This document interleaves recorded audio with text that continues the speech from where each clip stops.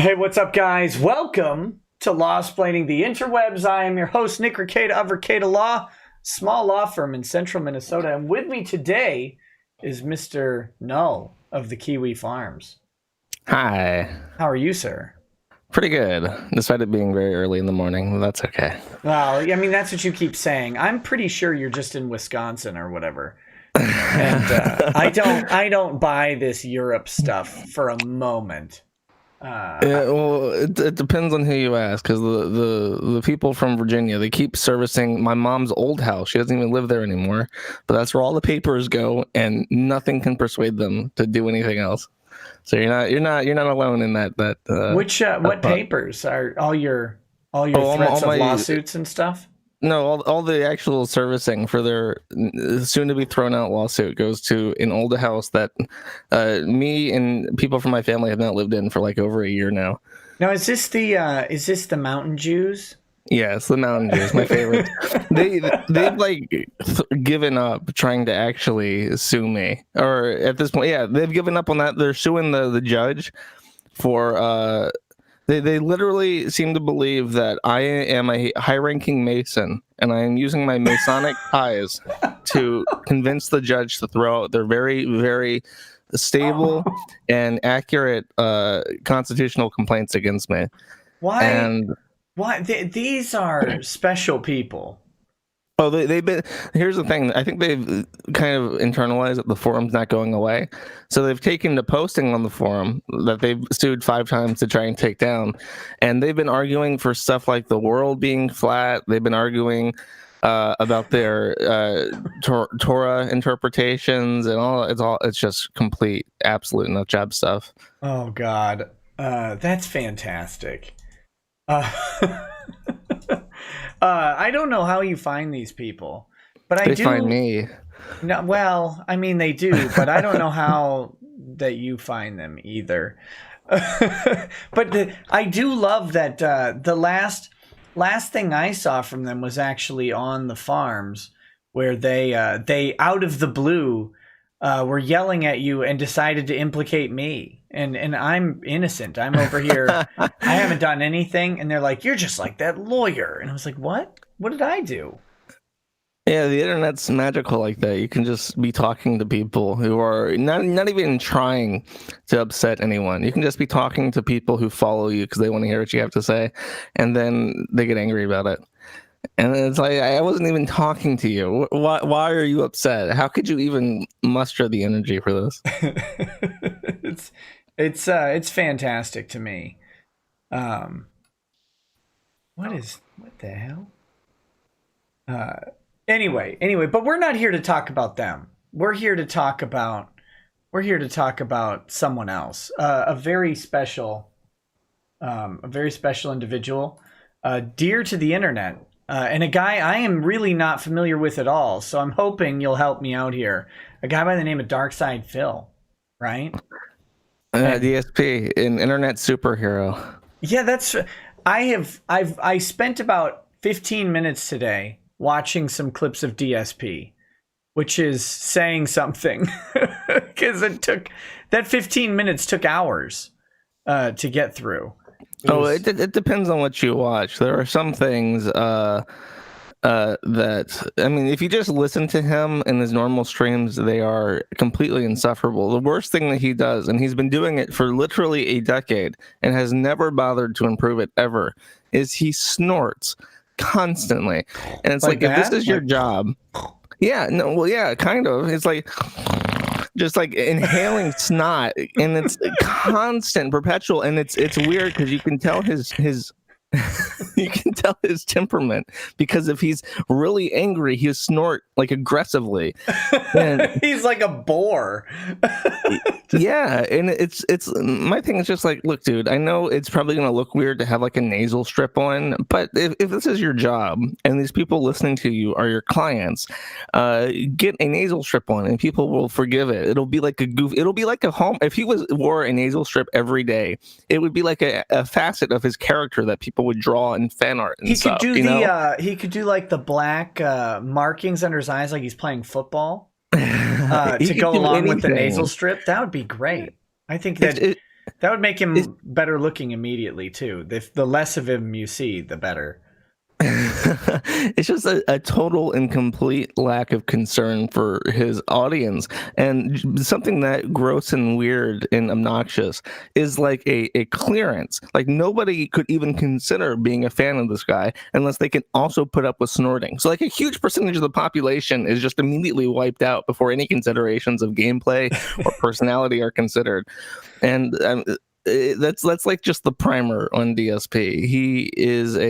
He's been around for forever, and that's both like an admirable quality and also like just a complete waste of life, depending on how you look at it. So I looked him up on Twitch, and he's got 84,400 subscribers, which is, or not subscribers, sorry, since Twitch followers. He's got 84,400 followers on Twitch, which is pretty big. Like, that's a big channel. But am I to believe that none of these people actually like are legit fans? Is his entire audience just troll? No, he has a legitimate hardcore fan base that are referred to as the pay pigs. And that term's thrown around a lot, but I think his fan base was the ones that were first hit with the term pay pigs, because they are people who are religiously devout to DSP. And to kind of put this into reference or perspective, he invented the concept of let's plays, and technically that's debatable. People, nerds will fucking argue about it, but he was he basically decided one day to point a webcam at his television and record himself playing a game and talking about the game while playing it and posting these videos to YouTube, which was a brand new platform at the time. And he invented that, and to his credit, he was very successful because for a long time he was the only person doing it. You didn't have any you weren't spoiled for choice when it came to watching live footage of a video game back then. There was no Twitch. It was just weirdos like Dark Side Phil doing it, and that's where he found his success, and he made a lot of money during this early time in his career. That's fantastic. Like how to have that legacy, and then to just piss it all away. It makes me so happy.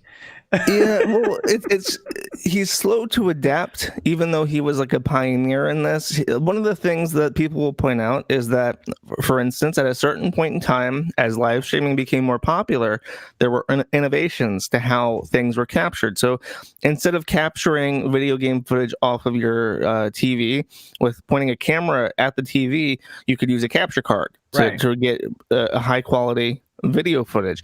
He never adopted the capture card until years after it was common practice, and it's just little stuff like that where he didn't progress. He was a very stubborn person. He always thought. And here's another great example: is nowadays on YouTube, videos over 10 minutes get prioritized over small meme videos that are a couple seconds, right? Sure. To the point where it's like a meme now to see shitty content creators put out videos that are like 10 minutes and 3 seconds long, because there's a hard thing where those are the videos that Google likes. Yeah, well, 10 to 15 minute window is just, that's the magic. That's the butter. And but a video that's super long, those Knudsen videos, all these documentaries that are like an hour long, they get great SEO as well. And Phil, back in early YouTube, the maximum length for a YouTube video was like 10 to 15 minutes. That was all you could put on the internet. So eventually, when Google, especially after Google bought it out, they lifted these limits over and over again. So you can upload videos however long you want. Well, he's continued to post his videos in 10 to 15 minute snips. And so you'll be watching his gameplay footage or looking at his channel. He has tens of thousands of videos accumulated over years because he continues to clip his videos in these very small groups instead of just doing what everyone else does and having the entire session be a thing. So he's lost like a ton of search engine power over his detractors because he doesn't follow best practices today. Someone said he had 56,000 videos on his channel. Yeah, it's a grotesque amount, and he considers this a point of pride. He's like, I'm not like those other fucking live streamers that are just following every trend as they come up. No, I've been doing things the way I've been doing them since 2006. It's like, okay, on one hand, that's admirable to do something that long, but on the other hand, it's like at a certain point, you're a detriment to yourself by not considering other possibilities, and that's basically the entire DSP saga in a nutshell. That's amazing. This guy is so weird. He's such a lightning rod. That the first time I heard of him was people like doing DSP memes in the chat or whatever, and then having to explain it to me later because I'm, an internet boomer and have no idea who this guy is, and I never heard of him before, maybe like a year ago. And then even so, I had only heard of him. I never watched his stuff. I didn't know anything about any of this. Yeah, he's one of those people who has like a meme, a following that pervades like his actual reputation. It's like with Wings of Redemption. You might not have seen anything Wings of Redemption has ever done, but you've probably heard people in chat say, "Look here, look, listen." And that's a Wings of Redemption thing that many people do, completely detached from him. Or that Call of Duty meme, press F to pay respects. Yeah. Like, you probably never played that Call of Duty game, but everyone knows what press F to pay respects is, and it's just one of those weird mimetic things that are more interesting than Phil himself. His personality, as it stands, is kind of egregious. He just is extremely obnoxious and hard to listen to. He seems huggable, like a pin cushion or whatever. Yeah, well, just awful. just absolutely terrible. Here's how I see him in my head, and it's probably way different than how he is in real life. If you've never seen the movie Forrest Gump has an IQ of something like 60. He's mentally retarded by the rules of the movie, but he falls in love with a very smart girl called Jenny.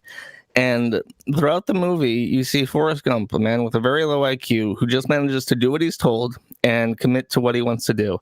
And those are his only personality traits.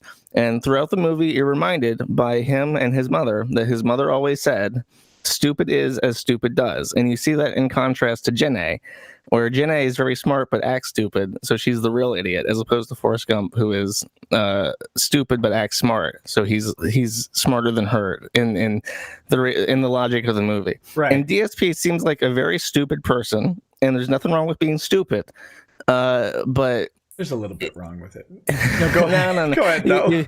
If you're Forrest Gump, you can get away with being stupid. He almost is a Forrest Gump, but he's not successful.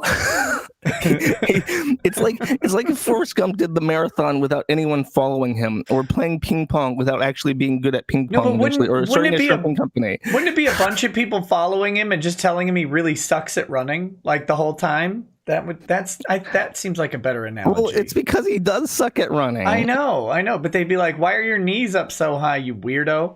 That'd be great. I think they should do that too. They should remake Forrest Gump for the internet. For DSP. Does he get sent to Afghanistan? Is that part of the movie? Yes. And instead of playing ping pong, he just does heroin. That'll be perfect. God, So anyway, so we're here to talk about his bankruptcy, because he's filed for Chapter 7 bankruptcy, right? Yes. And so should we start by explaining what bankruptcy is? Yeah, I suggested, because I think a lot of people in their head, when they think of a bankruptcy, they think of just you press a button and everything goes away. You lose all your shit, and you also lose all your debts, and you're just reset, and you have bad credit for 10 years. Here's how I imagine bankruptcy, and you can correct me, but from what I've read, when you declare bankruptcy, you're essentially going to the government and saying, "Government, I have all these assets and I have all these debts, and I don't know what to do anymore. I can't figure this out. I want you to figure this out for me, because I give up." And then at that point, all the debtors have to go to the table so that they can argue over who gets what in the proceedings that the government kind of goes through for you. And during this time, they can't sue you independently. And if for some reason you do something during the bankruptcy that's fraudulent, or they have some reason to throw it out, then all the debtors can start suing you immediately and just start tearing whatever chunks they can get one at a time. That's how it seems to me. Yeah, well, I mean, there's two major types of bankruptcy. Phil here is applying for Chapter 7. That's a liquidation, and that's where the government has they come in and they sell off or liquidate whatever assets of yours they can to pay the creditors, and then they discharge whatever unsecured debts there are. Like a mortgage isn't going to go away from a bankruptcy. A car loan isn't going to go away from bankruptcy. You tend to get to maybe renegotiate or get your payments extended on those because they want their money and it's expensive to foreclose or to repossess stuff. But your credit cards, your personal loans, stuff like that's going to go away. Then there's a Chapter 13 bankruptcy, which is a reorganization, and the reorganization bankruptcy is a little bit different. It makes it so that your debt isn't forgiven, but the court imposes like a reduced payment plan, a consolidated reduced payment plan per month, where you pay off the debt over time, and it could be forever. Like you could be paying it until you're dead, but you will pay back those creditors. So it's a pretty sort of interesting thing. And of course, if you do have assets, they will take them to pay the creditors as much as possible if they can. But there are also a bunch of exemptions and stuff like that. And once they do it, I mean, if you win a Chapter 7, or if you get a Chapter 7 bankruptcy, I mean, they can't come after you. The creditors can't do it. They just lose out, right? They just lose their money.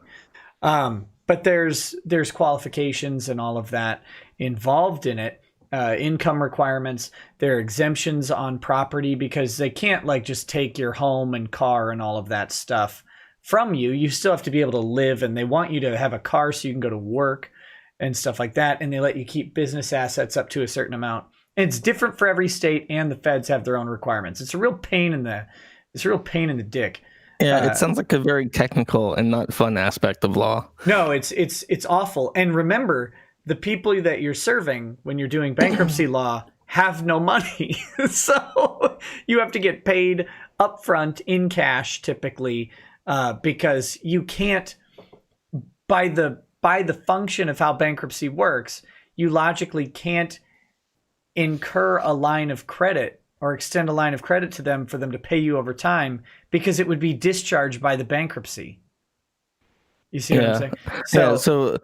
So the lawyers who do bankruptcy tend to be scalpers, essentially. Yeah, right? they take money up front. They get very good at knowing how much it's going to cost, and they just say, look, this is what you're going to pay. You're going to come in here. You're going to pay $4,000 we go through your assets or whatever. You're going to pay $4,000, and then we're going to do the bankruptcy. It's going to take this much time, and that's going to be it. But you have to pay me up front. Okay. Well, before we get into any of the nitty gritty, I have a general question that will be asked probably about 4 dozen times throughout this document. How important is it to get this initial filing accurate? Oh, I knew this question was coming, because a lot of people have been talking about it, and there's some. Oh, it's the most fascinating, because you're reading it and you're thinking, this is bullshit. Everything is questionable. Homeless people who are naked have more than $500 worth of clothes, right? Like it's for example, that's one of the things. It's fairly important, but generally speaking, what he can do is, if the creditors challenge it, if it becomes an issue, he can amend the filing. Because it just seems to me, because I know a lot of people are hung up on how factually inaccurate it is, but it seems to me that you probably have a little bit of leeway, where it's just like, oh, I made a mistake on this, I can change that. I misunderstood this part, I'll change that. And it's now he has a lawyer, so you get a little less leeway, because he's supposed to be advised by competent counsel. But you get this thing of, well, how much is this stuff actually worth? right? Like a house is pretty easy to find out. There's a Zillow, there are appraisers, there's any real estate company can give you just kind of a desk appraisal of your home and give you a rough idea of how much it's worth. For cars, there's Kelley Blue Book, and you can estimate based on the condition and mileage and year how much your car might be worth. But clothes, electronics, like how much is a TV from 2012 worth, right? Like $8. Yeah. I mean, it could be a 55-inch TV, but it's not worth anything because what you're gonna get $200 when someone could go to Walmart and for $300 buy a brand new one that's gonna look better, work better, and be in 4K. So it's hard to. You can make a good faith argument that you are properly estimating value based on what you think it's actually worth rather than replacement cost and stuff like that. But if the creditors want to make it an issue, they will. That's the trick here. And there is some stuff that I think that the creditors may want to look at with Bill, because some of these things I just don't believe it, right? Yeah. And it's assets related to his business and electronics and all of that stuff. Apparently, he has no electronics at all, which is great. Well, that you brought that up. He claims on the thing that he has no collectibles and no electronics, which can be readily disproved by looking at any of his streams in the last 10 years. He's borrowing he has shit all over the fucking place. It's just borrowed. Well, that's one of the things people are saying. Is he going to claim that he gave it all to his wife? Those are his wife's things, or is he going to try to say that it belongs to an LLC or what? But yeah, to front load this, I want to ask something that many people are curious about, and I think I know the answer. But is there any significant risk of him going to jail for perjury over these filings? Because I don't think so. Over these filings, I doubt it. The court might say you need to amend this, and if you keep like start over, if you keep screwing around, we're gonna have to look at this. But man, perjury is it's a tough thing to actually get somebody on perjury.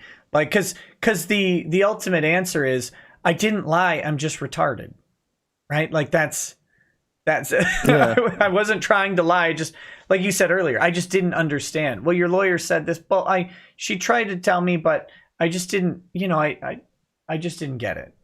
So give me a chance to fix it. And they'll give him a chance to fix it. And really, the difference is going to be, does he qualify for Chapter 7 or Chapter 13? And does the government get to take any of his stuff and try and sell it off? Those are the two questions that these forms are going to answer. Because he's insolvent. I mean, that's pretty clear. He doesn't have the money. He qualifies for bankruptcy. The question is, are his exemptions okay?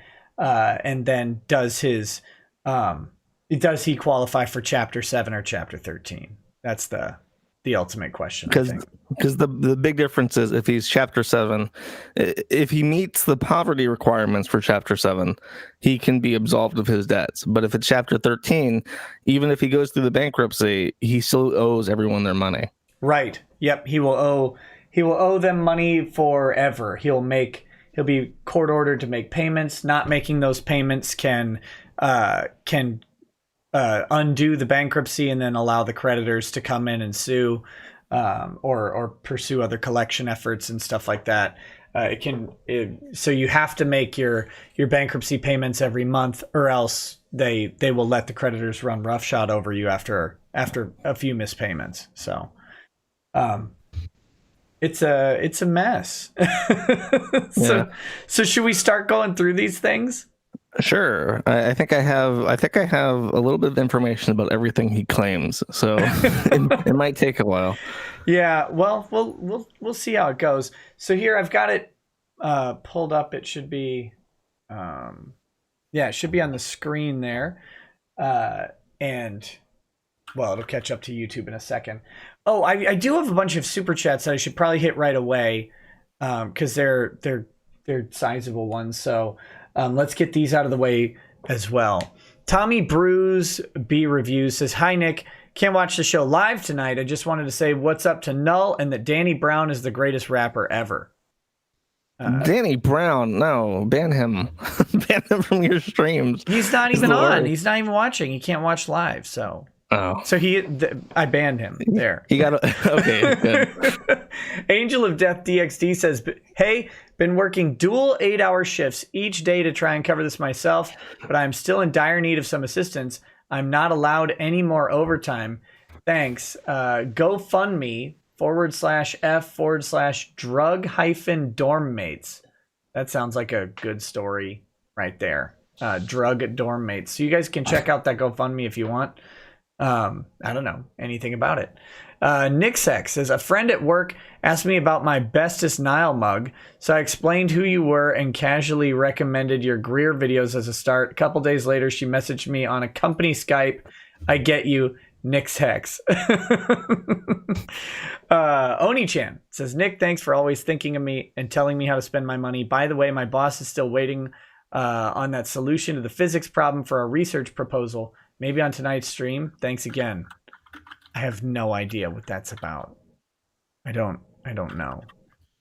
Patrick Ells says, would be awesome to hear from It's a Gundam on this subject. Do you know who It's a Gundam is? No, not at all. Never heard of him. Okay, I've heard of him, but apparently some sort of DSP expert. Pepperidge Farms says, hey, Jersh, you remember to feed Chantel this evening? I remembered. I always remember.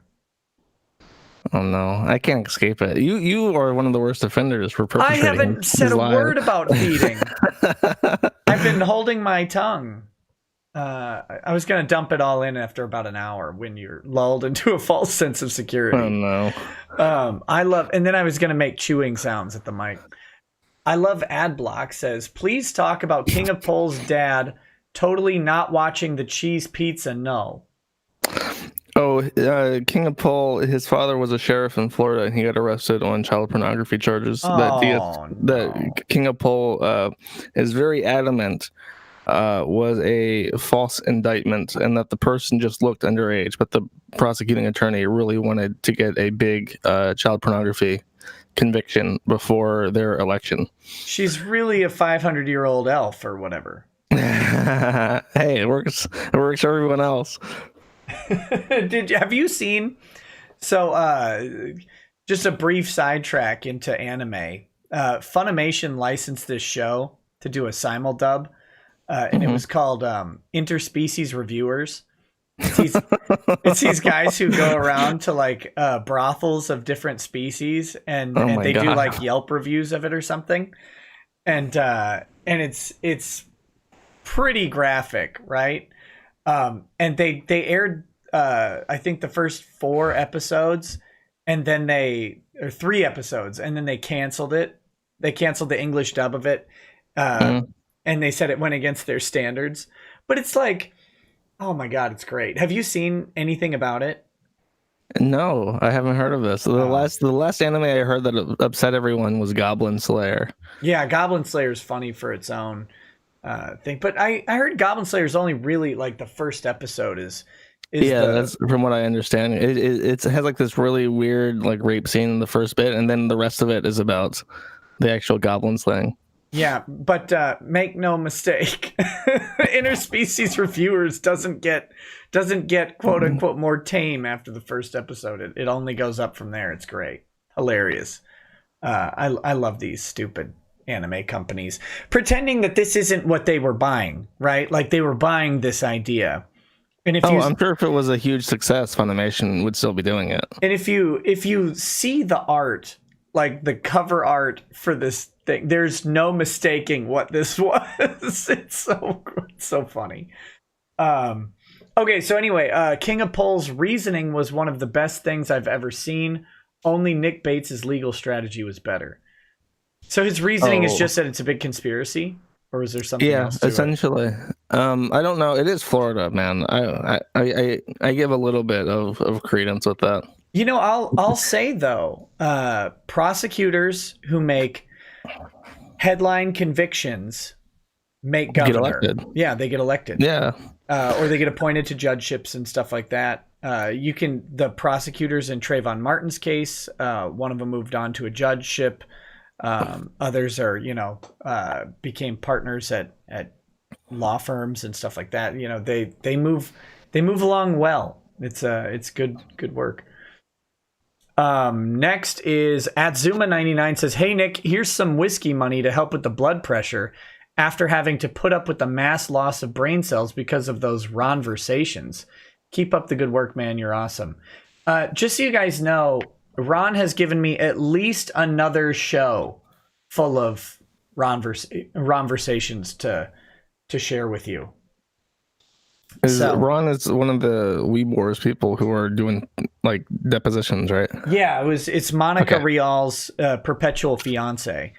And he started DMing me about 2 weeks ago on Twitter, and just pages and pages and pages of DMs, and I'll answer back every now and then, and I just keep calling him names, really. I mean, he just keeps sending me stuff. And I'm like, okay, it's pretty great. I don't know. He's going to end up being your king of poll. He's going to be asking you for outlines soon. Yeah. What he needs to do is ask someone else for therapy. That's what he needs to do, because he needs help. Stooge Muffin Stuffin says, "Nick, please watch Black Lagoon. It's basically what would happen if Tarantino and John Woo joined forces to make an anime. Also, you absolutely have to watch the dub. You're doing yourself a disservice if you don't." I'll consider it. Dustin Fritz Farr says, "Hey Nick, it's been a while. I don't know if I missed it and am dumb, or if you haven't gotten to it yet, but have you gotten a chance to look at the SCP copyright debacle? If you have, can you point me to that stream?" Not in depth. Not yet. That's it involves Russian trademark. I'm not. Oh, Jesus. Yeah. Are you familiar with SCP at all? I know the wiki. I hadn't heard of a copyright dispute. So they use Creative Commons license on all their stuff, right? And some guy just decided to trademark the SCP stuff in Russia. Okay. Here's what I'll say about that. Here's what I guess will happen. I bet you Russia will side with him if he's a Russian citizen, and he'll be able to like clone it and host it in Russia and monetize it as he wants, but it won't be upheld in the US. Yeah, that's the thing, is like where is this going to apply? But maybe. That's the weird thing about international or intellectual property stuff, and specifically trademark. Like if you're under a different system, it matters where you're doing business. Yeah. But Snoutfoot says, "Big ups to you and the evil Jewish warlock, more commonly known as Null. Smoke weed and or drink like a Flaviar man every day." So there you go. Thanks. Thank you.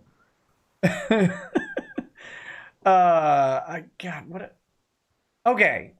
So anyway, let's get into these documents here. Here we've got the filing. You can see this, right? Yes. Okay.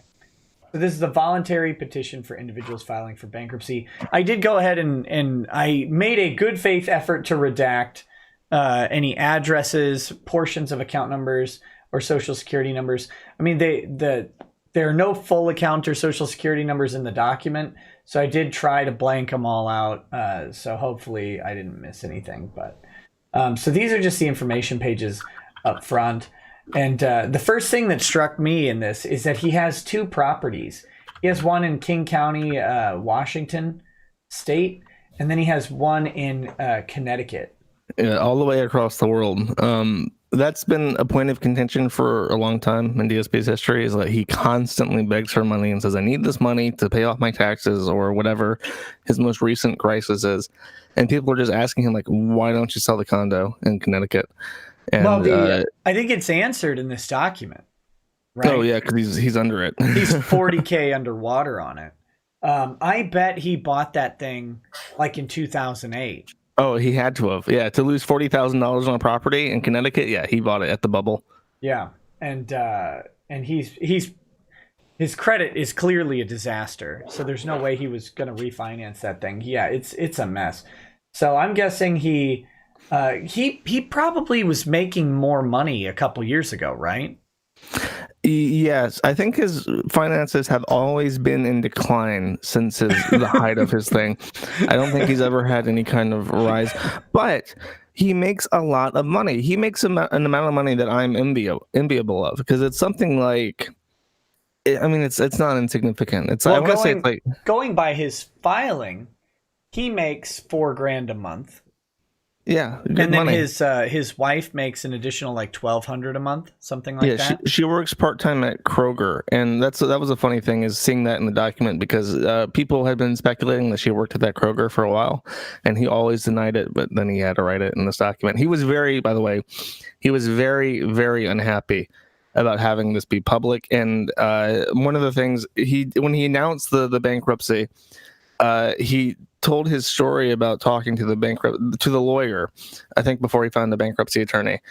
And his main concern in his storytelling about meeting this lawyer is, how do I keep people on the internet from finding this? And the lawyer's just like, they're going to find it. There's nothing you can do. It's public record. People are going to find it. And he was extremely unhappy about that. So, well, I mean, if he's very unhappy about us talking about it, he is welcome to come on my show and talk to me. I would love to have Phil on.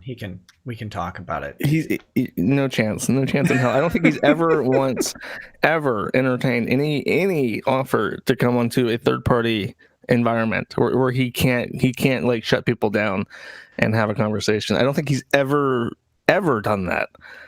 Oh, well, he's welcome to start too. Like I'm just saying, if he has an issue, he could come on and I'll show him my cat for free or whatever. So it'd be fine. Sounds fair. But yeah, I do see a lot of people in the chat saying that's if you believe what he says about his income. And yeah, that's the problem that Phil's going to face, is that you can kind of check his income, right? Like we can figure out with some level of idea how much money he's making. Yeah, what he lists in this document is very much in line with what people on the forum have been speculating for months, is that he's making tons of money, more money than he's saying.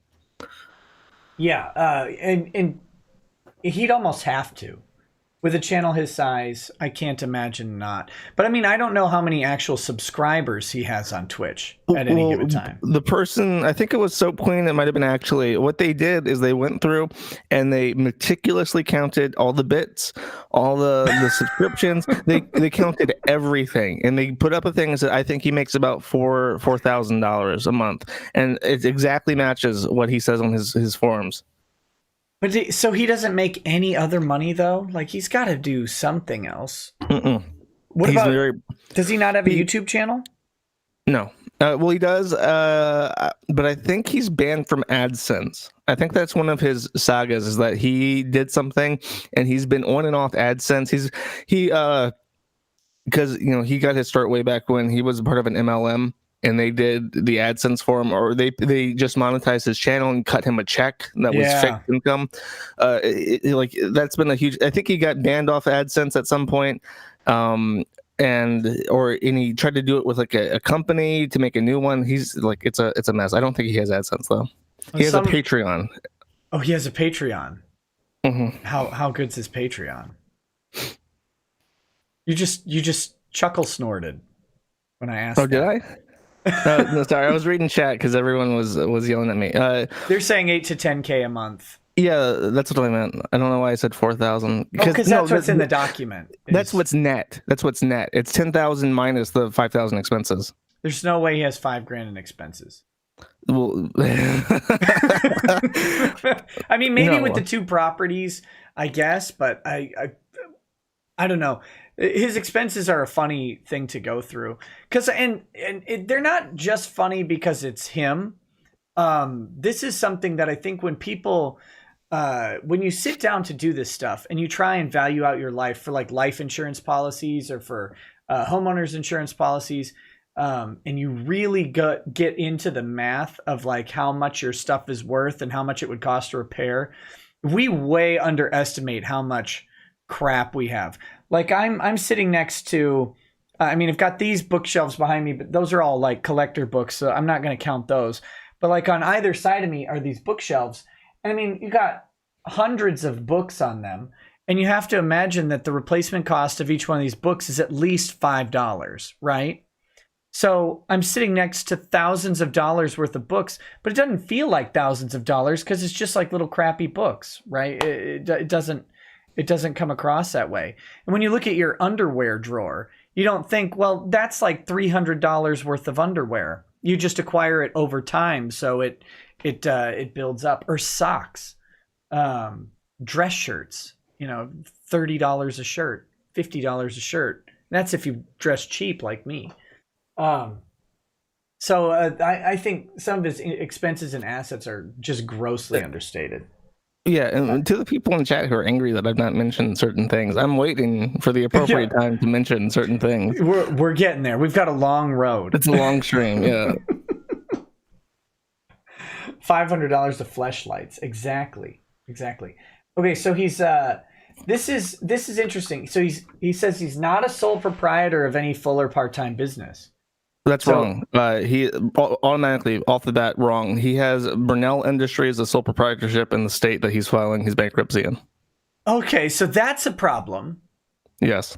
That is actually a problem, and the court's going to be probably pissed about that. I mean, again, they're not going to fine him for perjury or whatever, but if someone points that out to the bankruptcy trustee or whatever, it's like have an issue. It's like how do you not know? Like, how could you possibly? Because he talks about it constantly that he runs a business, dude.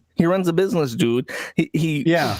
How do you not know that you own a sole proprietorship? Because presumably it's been open for years and he continues to pay to have it administratively upkept. It's not an LLC though.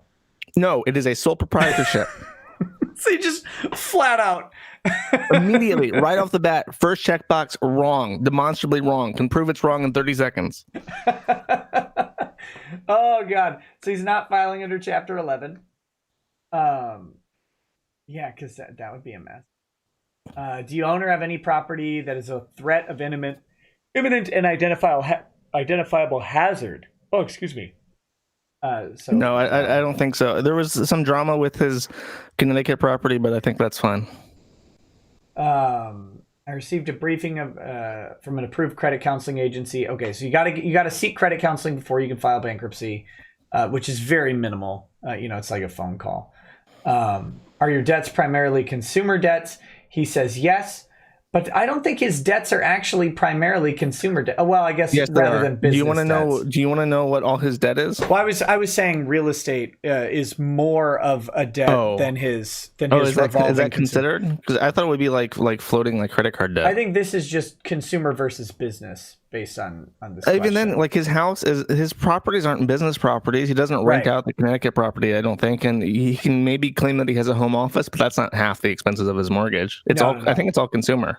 Yeah. I when I was initially reading it, I was thinking consumer as revolving versus secured, but it's consumer versus business. So no, that's correct. Filing Chapter 7. Do you estimate that any exempt property is excluded and administrative expenses are paid that funds will be available to distribute unsecured creditors? So after they take out exempt property, is there going to be any money or assets left over to pay creditors? He says no. How many creditors do you estimate that you owe? 1 to 49. I want to see this guy. More than 100,000 creditors. That's my goal. Yeah, that would be impressive. This is my goal in life, is to get to there. That's such a weird thing. It's like, how much money do you have? Like $1 to $1 million, then $1 million to $2 million, and it just goes up and up. It's like, who is going to be checking even the second tick box unless they're like a major corporation? Yeah, that's what you're running into is corporations with lots of corporate creditors. But I mean, still, more than 100,000 creditors is a lot.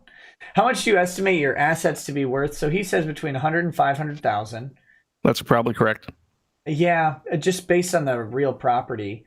How much do you estimate your liabilities to be? 100 to 500,000. Again, with the real property, it puts it up there. And also his consumer or his credit card debt is just massive. Yes, it's huge. That's a sad story. It's a sad story. So he does have a lawyer, Rochelle Sheffield. I have to say this. Just please don't bother that lady. She appears to be one. I think we looked it up, and her flat rate for something like this would be like $1,500 for filing a bankruptcy. Yeah. But to make this is here's the thing that people are curious about, because this document is bullshit. It's just wrong. Starting off with the sole proprietorship, and it makes you wonder: is she bad or is he lying to her? She probably just said, here's a piece of paper that'll tell you how to calculate this stuff out. Go fill in the blanks. You think so? And then he just filled it out as he would, and then she signed off on it without. It's a $1,500 flat rate, man. That's like okay. Even an inexpensive lawyer. That's so $1,500 that's going to carry him through the entire bankruptcy, right? Like it's got to be an upfront amount. So you're talking 5 hours of work at $300 an hour, 6 hours of work at $250 an hour. That's not a ton of work that she's going to be putting into his bankruptcy. So likely they'll have an initial conversation. She'll counsel him on how to calculate up these things, answer any questions that he might have about the categories, and then send him on his way to do his stuff. It's not really her job to make sure that he does everything. Honest. Yeah, that he's honest. If she doesn't know he's being dishonest, that's not really her responsibility. She should make some sort of effort, but it's really hard to pin a lawyer on, my client lied. It's not really I didn't know they were lying. So I would wager she's just, and this is not a slight, that she's just not attentive to what he's saying, because she doesn't, she has no reason to doubt him. Yeah, she's just going to file the document that he puts in front of her. And then if she has to make any arguments about it, she'll make the arguments or advise him further if that comes up. So here we go. We got the Schedule A and B of property. Total real estate is valued at $405,501. He's got total personal property, $22,114.35. And again, I find it very hard to believe that someone with $400,000 worth of real property only has $22,000 worth of personal property. That's just because that's including a car that's worth $15,000 according to him. Well, that depends on the equity. If I have to take issue with this claim that everyone has $500 worth of clothes. I have like one pair of pants and 3 shirts and a couple pairs of underwear. I have like 20 pairs of socks. Yeah, but you're a monk or whatever. Okay, I'm just saying that if I owned a $400,000 house, I would probably still have a bed and a suitcase that I never unpacked. That would be me, because that's when I lived in Ukraine. That was basically my situation. I had this nice big dresser that I never filled out because I just lived out of my suitcase. You wouldn't put anything on the walls, not posters? No, my walls were completely barren. The only decorations I had were like weird Ukrainian trinkets that the owner left there. Let me see. You wouldn't have books. You don't own books. No computers, no video game systems, no. Okay, that's the fun part, is wondering, okay, he definitely has an entire room in his house full of shit that he should be putting on this bankruptcy, because if those creditors come, that's the room that they're going to be liquidating on eBay to try and make some of this money back, because it is like collectibles for the last 20 years. It's all this Mortal Kombat shit, all these action figures, all the legit collectibles that may have appreciated in value over time. No mention of. Yeah, that's they're owned by his LLC, I'm guessing. or cat. That's the question. Is he legit going to try and say, "Oh no, these aren't my man-child toys. These aren't my PS4s. These aren't my TVs. All this cats. It's all cats." You know what's interesting is Washington a community property state? Washington. To elaborate, community property is. Hold on. For those of us who don't know, obviously I would know this. I hate is one of the few remaining community property states.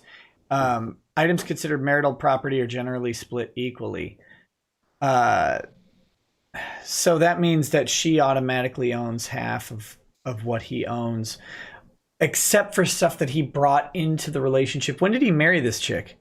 Like a couple months ago. He married her and then immediately filed bankruptcy.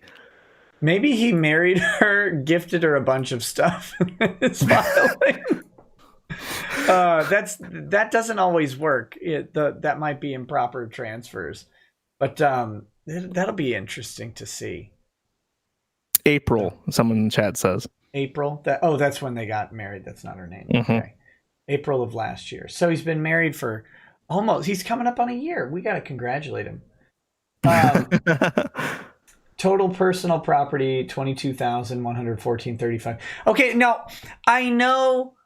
Okay, look, I get the austerity angle, right?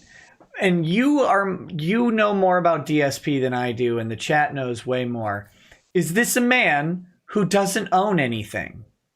That's the question. Is this what he owns is again going to be his man-child room and his toy and his electronics. So you don't think he owns other stuff though, like like a suit? Think he maybe owns a suit? No. In fact, a joke in the thread is that we are curious if he's going to show up in court in his wedding suit, because we don't think he has any other kind of like a formal clothing. Where's all this money going? Like he has 130 grand in credit card debt. Do you want to know?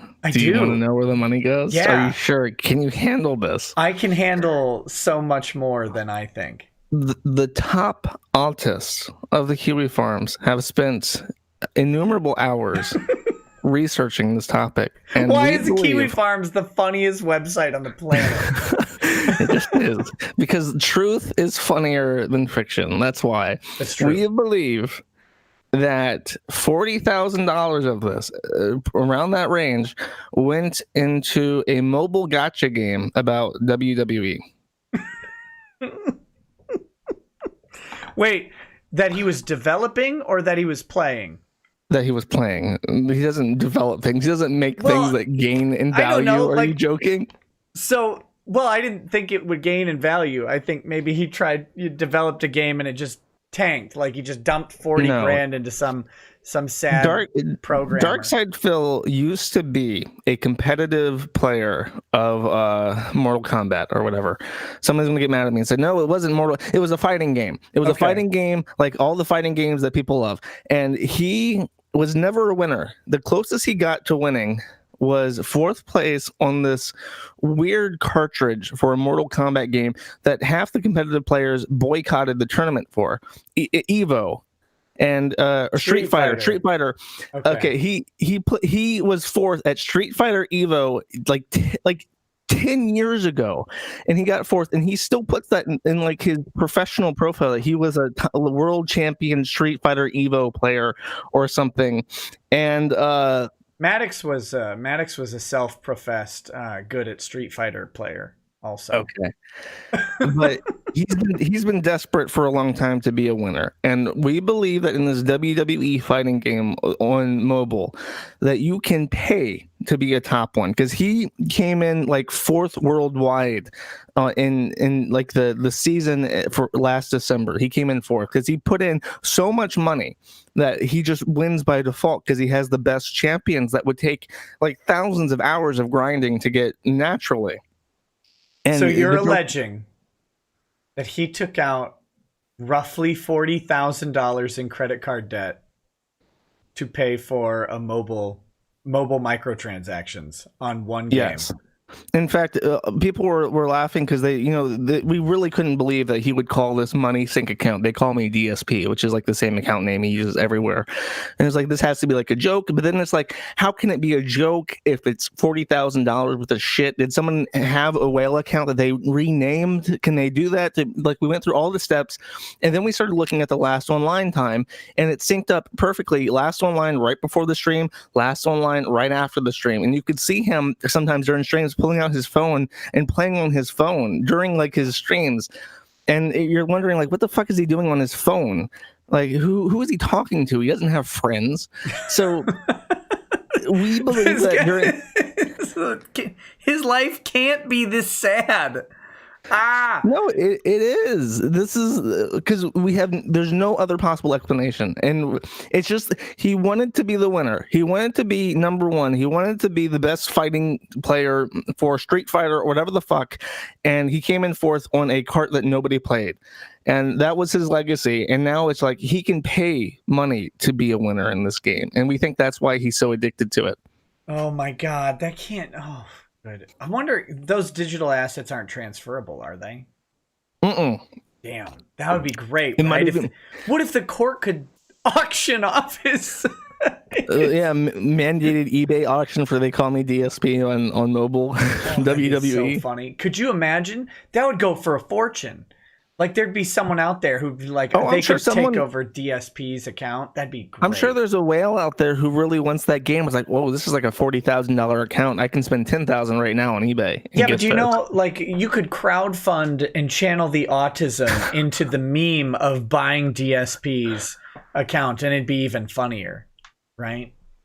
But, yeah, it would be. Can you imagine how sad he would be if he lost that fucking mobile game? That's been because he has like $10,000 of debt that he's just accumulated over like a decade, right? That has no value, doesn't make him happy, doesn't spark joy. It's just debt, and and when you get depressed like that, you impulse buy, and we think that a lot of the WWE shit is just impulse buying. But taking that from him, he can't even be number 4 in fucking WWE mobile gacha. Oh my God, that's sad. Gerard Hanna says, "Oh my God, Nick, did Nancy Pelosi violate 18 USC 2071 by ripping up Trump's speech?" I can tell you no. Let's see. So whoever willfully and unlawfully conceals, removes, mutilates, obliterates, or destroys, or attempts to do so, or with intent to do so, and carries away any record, proceeding, map, book, paper, document, or other thing, filed or deposited with any clerk or officer of any court of the United States in any public office, blah, blah, shall be fined under this title or imprisoned not more than 3 years or both. No, because one, what she did is almost guaranteed to be protected under free speech. The very act of destroying your opponent's written memorialization of a political speech is going to be protected speech. And two, there's another copy. So no. Long story short, no. If you can burn a flag, you can rip up the president's State of the Union speech. Samurai Zenji says gets wrong on documents. DSP says no. You see, actually, the truth of the matter is, the bottom line is this: the reason why I'm in debt is because of Tevin. It's Tevin's fault, dude. Also, how are you guys doing? So who's Tevin? Tevin is a black guy that DSP really hates. He hates a black guy? Yes, that's right. There's some history between them. Tevin will stream DSP stuff and talk over it and make fun of him, and DSP literally accuses him of stealing content. And the really funny thing is that there's all these people who hate DSP. Yeah, who hate DSP and who really try to hurt the guy. Tevin is just like, it's just a black guy, and he does a reaction to DSP stuff.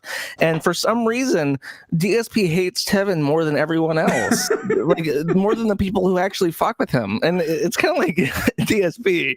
You don't hate Tevin because he's black, do you? Is he like? Does he go after him on copyright stuff and stuff like that? I think so. He probably has. I would wager yes, but I can't think of one off the top of my head. Oh boy, I saw DSP. I was watching a video clip of him making cup noodles. That's a famous one because he can't conceptualize the utensils you need to eat a cup of ramen.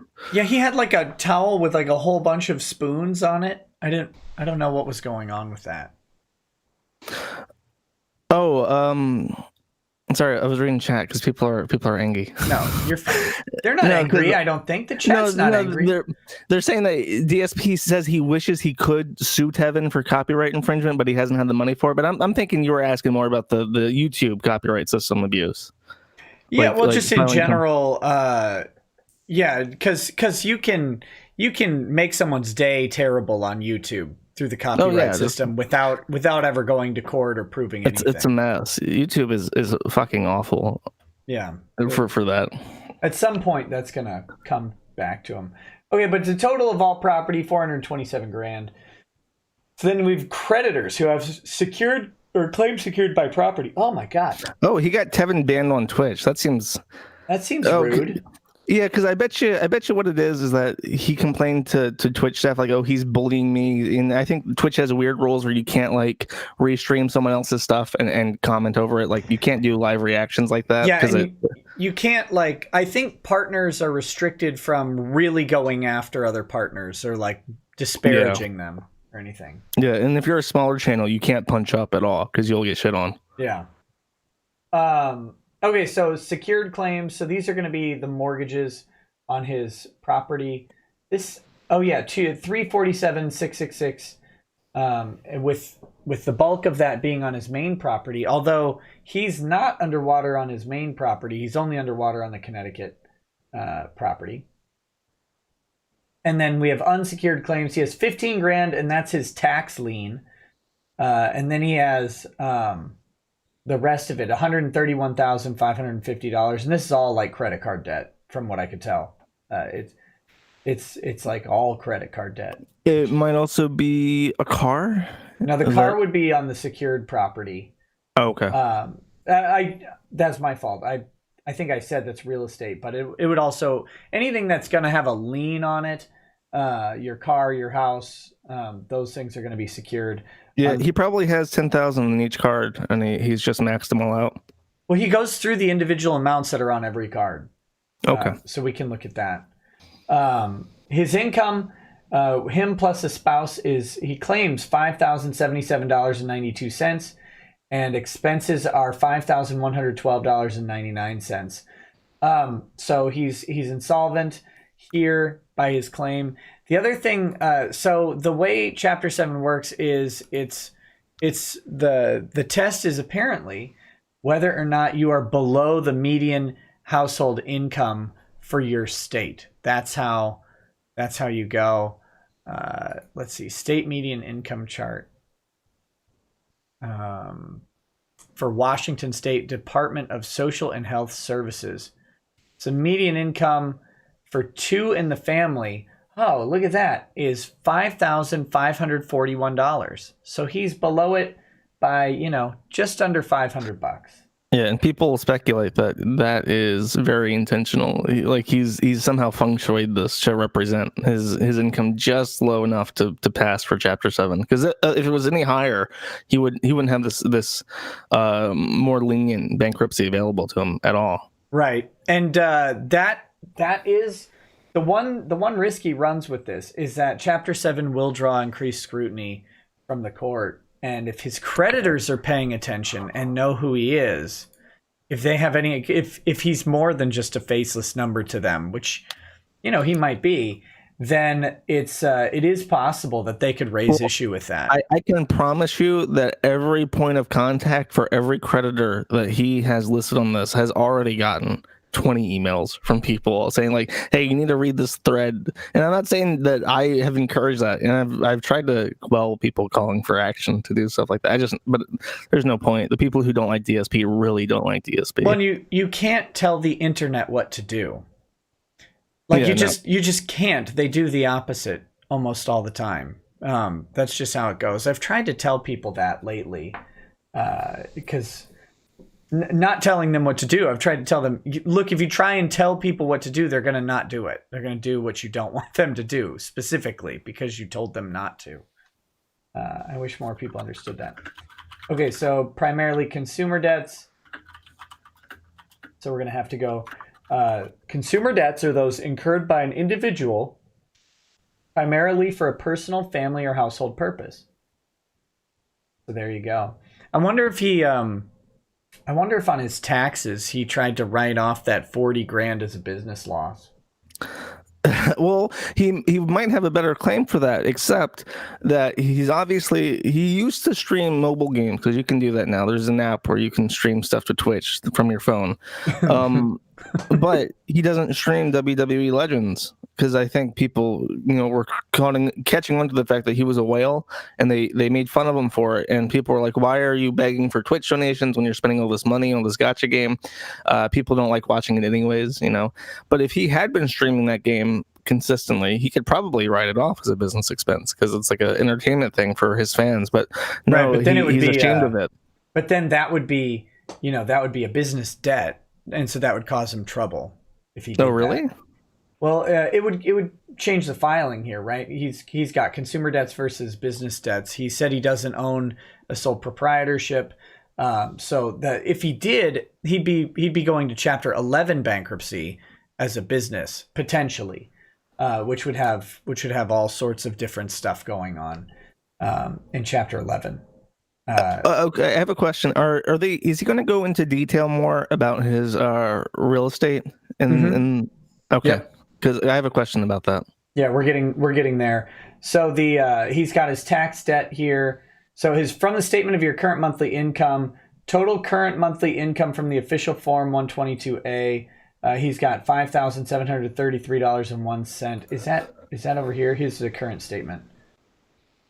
So he's got gross receipts, he's got 9234.53, and then ordinary and necessary operating expenses for his business, $5,243 for his business. Yeah, I think that's like a general number. It doesn't break down any further because people have been speculating for 100 pages now. What the fuck? $5,000 because the forum is big. I rent half a rack in a data center. I have 4 different servers. I have a network router, and I have all these different LLCs. I have all this other shit that I buy every month, and it's under $1,000 a month. So what the fuck is he buying in his house to operate a live streaming thing out of? Yeah, I mean, it's $5,000. Well, have you considered possibly that he's building a new computer every month? He would have to, because my computer isn't $5,000. Let's see what else we have in this document. I just skimmed this one I skimmed this one to make sure there wasn't anything I needed to redact. So he's got total current monthly income. Yeah, so he's got $39.90.69 plus $17.42.32 for his wife. Multiplied by 12. Because he claims he doesn't have a business, right? But yet he's claiming business expenses. That was another thing that people were really like, yeah, what is he doing? That's a little bit weird because those business expenses should come out of his LLC. They shouldn't come out of his personal. He doesn't have an LLC. Well, he didn't say that. He said he doesn't have a sole proprietorship. I don't think he has an LLC, though. I think it's just him and the sole proprietorship. Yeah, I believe you. I'm just saying, he could have an LLC or something like that. That since he said no on the sole proprietorship, if he was classifying the entity in some other way. But if it's not a sole proprietorship, then it's got to come out of the entity, not out of his personal account. That's all I'm getting at here. The most expensive thing I can imagine him legitimately having a claim for in regards to his live streaming business is that, which is not a business, as he likes to say, it's not a business, dude, is he gets DDoS attacked while live streaming, which brings down the stream. So what he's done is he has a very fancy setup, an enviable setup, where he has 2 business level connections for probably 100 megabits for each upstream, and if one stream gets DDoS attacked, he can switch quick as possible over to the next line and change his IP address and be fine. That's just a couple $100 a month, like 200. Probably not even a tenth of that number. So I mean, really, you got to wonder what the fuck $5,000 comes from. Yeah, so here he's got his current monthly income details. July, he was $8,200 in income. His expenses were $9,000. Good job. August, $10,000 in income, $5,400 in expenses. September, $8,200 and then $3,150. October, $9,800 and then $4,400. So yeah, I mean. Wait a minute.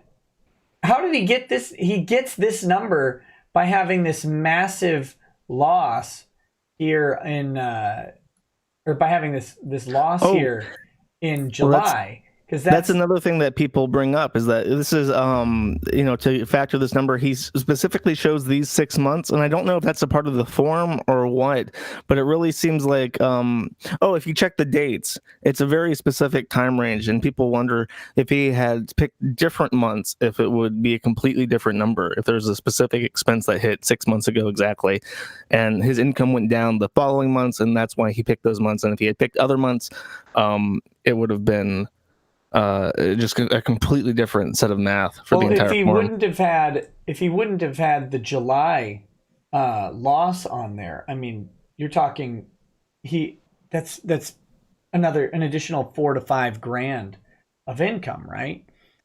So let's see, we've got plus 5410.51 plus 4269.05 equals divided by 6.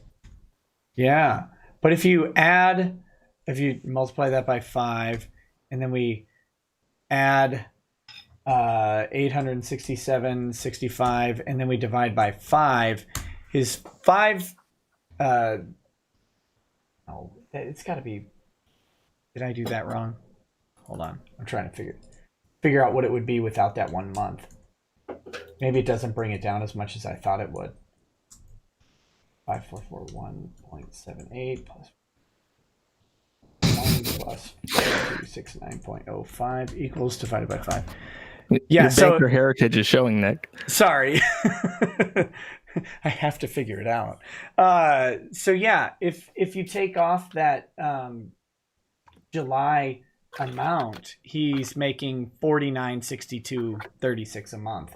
So it's an additional $1,000 a month that gets taken off by that. That's a mess. So what do we have here? And that's literally, if you think about it, that specific loss and how that adjusts the balance sheet is the basis of the entire filing. If that number is off, if his money is any higher than it is right now, he can't claim Chapter 7. Because from what I understand, correct me if I'm wrong, Chapter 7 is for people who don't make much money, who incur a tragedy, a catastrophic loss of finance, usually hospital bills, their car gets fucked, something like that, and then they can save themselves by filing for the special Chapter 7. And he is essentially taking advantage of it for gratuitous personal spending. I'm sorry, what's the question? Oh, I mean, is that right? That in the eyes of the court, he's taking advantage of something not really for his situation? I mean, I think the court's going to have a lot of questions about these expenses, right? Like, or they should. What the hell are you spending this much money on? Because this looks suspicious. It looks calculated, like you say, to come in just under. I mean, the fact that his income plus her income comes in just within a couple $100 of the maximum amount they can have is highly suspicious. I think the court's going to want an accounting, or they should ask for an accounting of what are you expending this on. The creditors should be asking the court to take an accounting. Where are these expenses that he's claiming here? Even not the creditor. I mean, the creditors probably will, because if they just stop at this first point of contention and say you don't qualify for this because you make too much money, you have to do Chapter 13. Mm-hmm. Then he has to refile his Chapter 13, and that's not what he wants. But there's a name for the adversary. Like, the government has an adversarial relationship to Phil in this instance, right? And he has someone who is going to be looking at this and being no bullshit about the numbers. And is there what's the name of that position? The trustee. The trustee. So the trustee has a job of looking at this and questioning its validity, right? Yeah, the trustee acts as like a liaison between the bankruptcy estate and the creditors, and then they, if there's anything they can take or liquidate, they would then do so. But again, the remedy is going to be Chapter 13 versus Chapter 7, because we have to assume that he doesn't have any of the money. Like, so he may be lying about his expenses coming from a business, but does he have that money in there? If he doesn't have the money, they can't take it. You know what I mean? Well, So he's got equity in his Washington condo, and that's another thing that no, I'm saving for. no, he doesn't have equity in his Washington condo. He does because it's appreciated in value. So you're saying that the amount that he put down for the value is It's wait, like Washington condo. I thought we were talking about Connecticut. No. There's a lot. Okay, there's a lot. There's something special about the Washington condo to say, and about the Connecticut condo that he lied about twice. Okay. Well, let me just say one thing. I looked up the exemptions for Washington State, and because the exemptions really do matter on bankruptcy, and Washington State has a, where did it go? They have an equity exemption of like $126,000 in equity. Yes. On the condo. And at some point, I don't know if we're there yet. I think this is it. Is this the Washington condo that I'm looking at? No, this is the Connecticut condo. Connecticut, yeah. There is a checkbox, and I don't know. I think it's probably above this, and I missed it. But it specifically asks, are you dealing with a bankruptcy, or not a bankruptcy, but a foreclosure at the current moment? And he says no. But the answer is yes, because the bank in Connecticut has filed a foreclosure on his Connecticut property, and that's what prompted his investigation into filing bankruptcy to begin with. But he hasn't responded to the foreclosure in Connecticut. So we're curious on the forum if that is deceptive to say that you're not facing a foreclosure.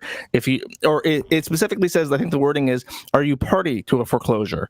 And he says no, but he is. It just hasn't responded to it yet. There would be a question on whether or not he's been properly served notice of the foreclosure. Like he has. I think it's on the records already. Well, there could be notice of the foreclosure out there. You could know about it, but if they haven't, and I don't know, it would depend on if they've properly, under the law, served it upon you. So it depends on when they did the foreclosure, if they followed the steps correctly and all of that stuff, if he was properly notified. If he's not, he could know about the foreclosure but not have effective service, and then legally claim that he's not party to it yet. He's acknowledged the foreclosure in Connecticut on stream, by the way. I forgot about that. Yeah, and that... do you remember in the Maddox lawsuit, though, Asterios, he tweeted out the first page of the lawsuit, right? The lawsuit when Maddox sent it. But they didn't actually serve Asterios the paperwork at the time that he tweeted it out. He downloaded it, or someone downloaded it and sent it to him from the New York court website. He hadn't been served. So he knew about it, he acknowledged it, and still service wasn't actually effective until that's funny, because I know the US has very strict rules on servicing, but I didn't know you could say I know this is happening, but until they actually get the document to you in the appropriate way, you are not served a lawsuit. So it's very funny. It's possible. Now, banks tend to be pretty good about service of bankruptcy notices because they're so strict on it, especially with the 2008 stuff. The courts got so strict over the past decade, really, on how they deal with banks, because they regarded how the banks were acting as scummy, and it's so prejudicial to have someone's home get taken from them. So they really tightened up this stuff and provided a lot of consumer protections. I'm not saying he wasn't served, but it's that would be one plausible explanation as to how he could legitimately claim it. But so homestead exemption in Washington is $125,000 of equity in the principal residence. So that's the maximum he can claim there. You don't get an exemption in your secondary residence, but his secondary property is this is the Connecticut property here, and that is, as we'll see in a little bit, that is underwater by a good amount, something like $40,000. And the bank owns that debt outright, so they're going to want that money. Yeah, well, they have basically a security up to the value of the home, and then everything else would be unsecured debt, so it'll be handled like a credit card, that $40,000. So if he gets Chapter 7, that'll go away if he surrenders the property. So this is his Washington it's apparently a single family home, so that's not a condo. I thought it was I didn't know if it was a condo or whatever, but it's a freestanding home.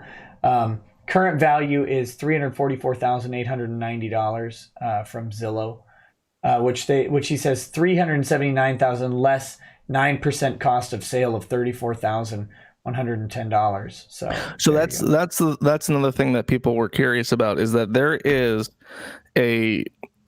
I'm sorry, I don't remember the specifics, but there's something about Washington State in this Chapter 7 where the value of the house, the current value of the property, is extremely important. Because if it's over a certain amount, I think it's like $35,000 or $350,000, you could lose the house. And based on his estimate there, he has like 379,000 less 9% cost of sale. And then that comes just under the mark, so he can keep the house no matter what happens with the bankruptcy. And people were curious about including the realtor fees in the property, if that is also deceptive on the filing. Okay. I'm not familiar with that 350,000. Let's see. Amount. I wish I had some sort of citation on that, because what I'm seeing is just the 125,000 of equity that's out there. Now, what's his? I actually, based on the loan amount, I think he would be over the 125,000 in equity. So that it might be that simple, that this 9% cost of sale, which I'm not sure how he's getting 9% as the cost of sale. Because it puts them, whatever the math is, I'm sorry, I don't remember it, but whatever the math is, it very specifically puts it right under that. And the same with the initial filing with the Chapter 7. It's like he tweaks the numbers to get it just right. And it's very obvious to people in the thread. Yeah. Now, I will say that this is probably a very common part of bankruptcy practice, tweaking the numbers to get them just right. Like that's... but the problem for most people, or well, the blessing for most people, is that their lives aren't so public, right? So there's no one verifying this stuff. Someone in chat says it's the $125,000 exemption he is over because he stated property value on the bankruptcy form. He lied and lowered it. Yeah, let's see. So we've got well, we'll get down to the thing. We can do the math when it breaks it down more specifically. So he's got the Toyota Corolla, current value listed as $15,853 from Kelley Blue Book. He's only got 5,000 miles on the car. Why even own a car? You never drive it. No, I think his car is like 3 years old and he has 5,000 miles on it, and it's like a expensive car, isn't it? No, it's just a Toyota Corolla, but yeah, it's not, I mean, it's just a mid-range sedan from 2017. So this is probably an accurate value on Kelley Blue Book. But I mean, just why own a car if you're never going to drive it? I drive 5,000 miles a day. Not really. It just feels like it sometimes. Okay, so electronics. No. No televisions, radios, audio, video, stereo, and digital equipment, and computers, printers, scanners, music collections, electronic devices, cell phones. Doesn't own a cell phone. Cameras, media players, and games. He has all of those things in multiple amounts. He has like visibly in the background of every stream he does, there is this pile of shit. There are recent streams where he is showing the ground, and he has a fucking PlayStation virtual reality goggle set, which is like $600 just laying on the floor. Like, very clearly he's lying about this. The only way to get around the lie is to say that it's owned by the business. But saying his cell phone is owned by the business would be a huge stretch, I think. Well, he does play WWE Legends. Big Guy says that Phil has a 500 Blu-ray collection next to his 50-inch 3D TV in his family room. Well, that's another thing, is that there's a thing in this asking if he's received $600 in gifts. The PS4 that he has and the TV that he has were gifts. People straight up gave him those things, and they are worth $600 by themselves. And that's another thing that he lied about on this form. He's great. Collectibles of value, nothing. Doesn't own a single thing. He doesn't have an entire room dedicated to his fucking horde of man-child toys. That doesn't exist. You can't go into his house right now and find it. No sports and hobbies. This guy doesn't do or have anything. It's amazing. No firearms. He does have clothes, miscellaneous clothings and shoes. $500. I mean, do you realize that like 2 pairs of shoes is $100 worth of shoes, right? I have 2 pairs of shoes. I don't think I have $500 worth of shit in my luggage. Maybe yeah, but me again, you're an international hobo. You don't count. He's basically a hobo. You have to put everything in the overhead bin on a train. Like that's the life you live. You're a weird sort of David Carradine. Don't asphyxiate I can yourself. believe that Darkside Phil has like at most like 3 outfits, and it barely. I don't even think it comes to $500. I bet you that's overestimating how much shit he has to wear. This guy, I don't think so.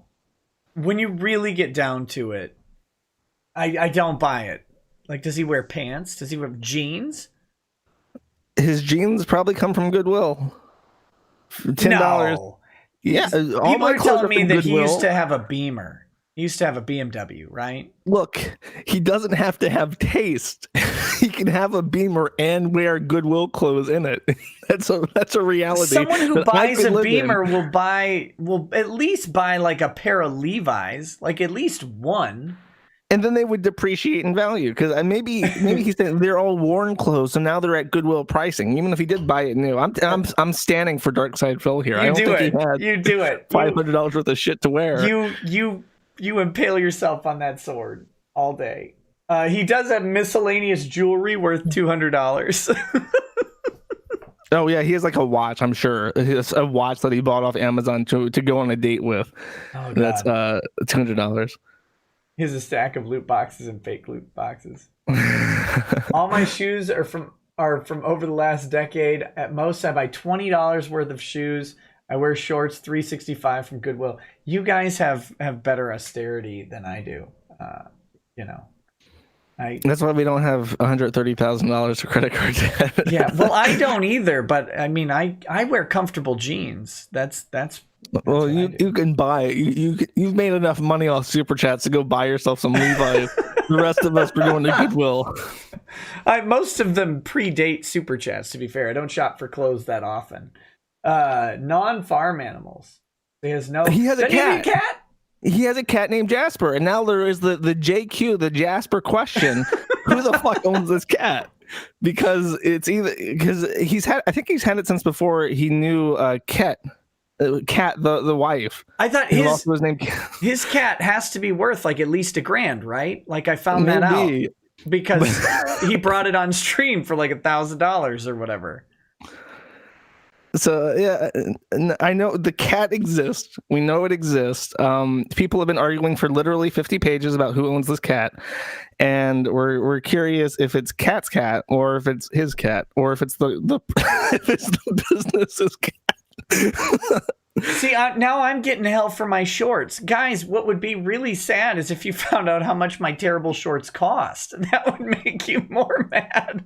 Wait, does he have a horse? Are you people full of shit? He doesn't have a horse. Where would DSP keep a horse?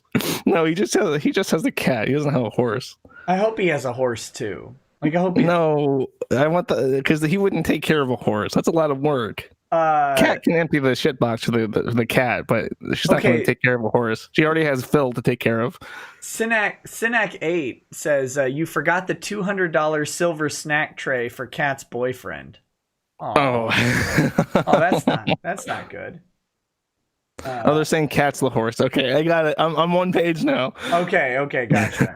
Cat's the horse. Perfect.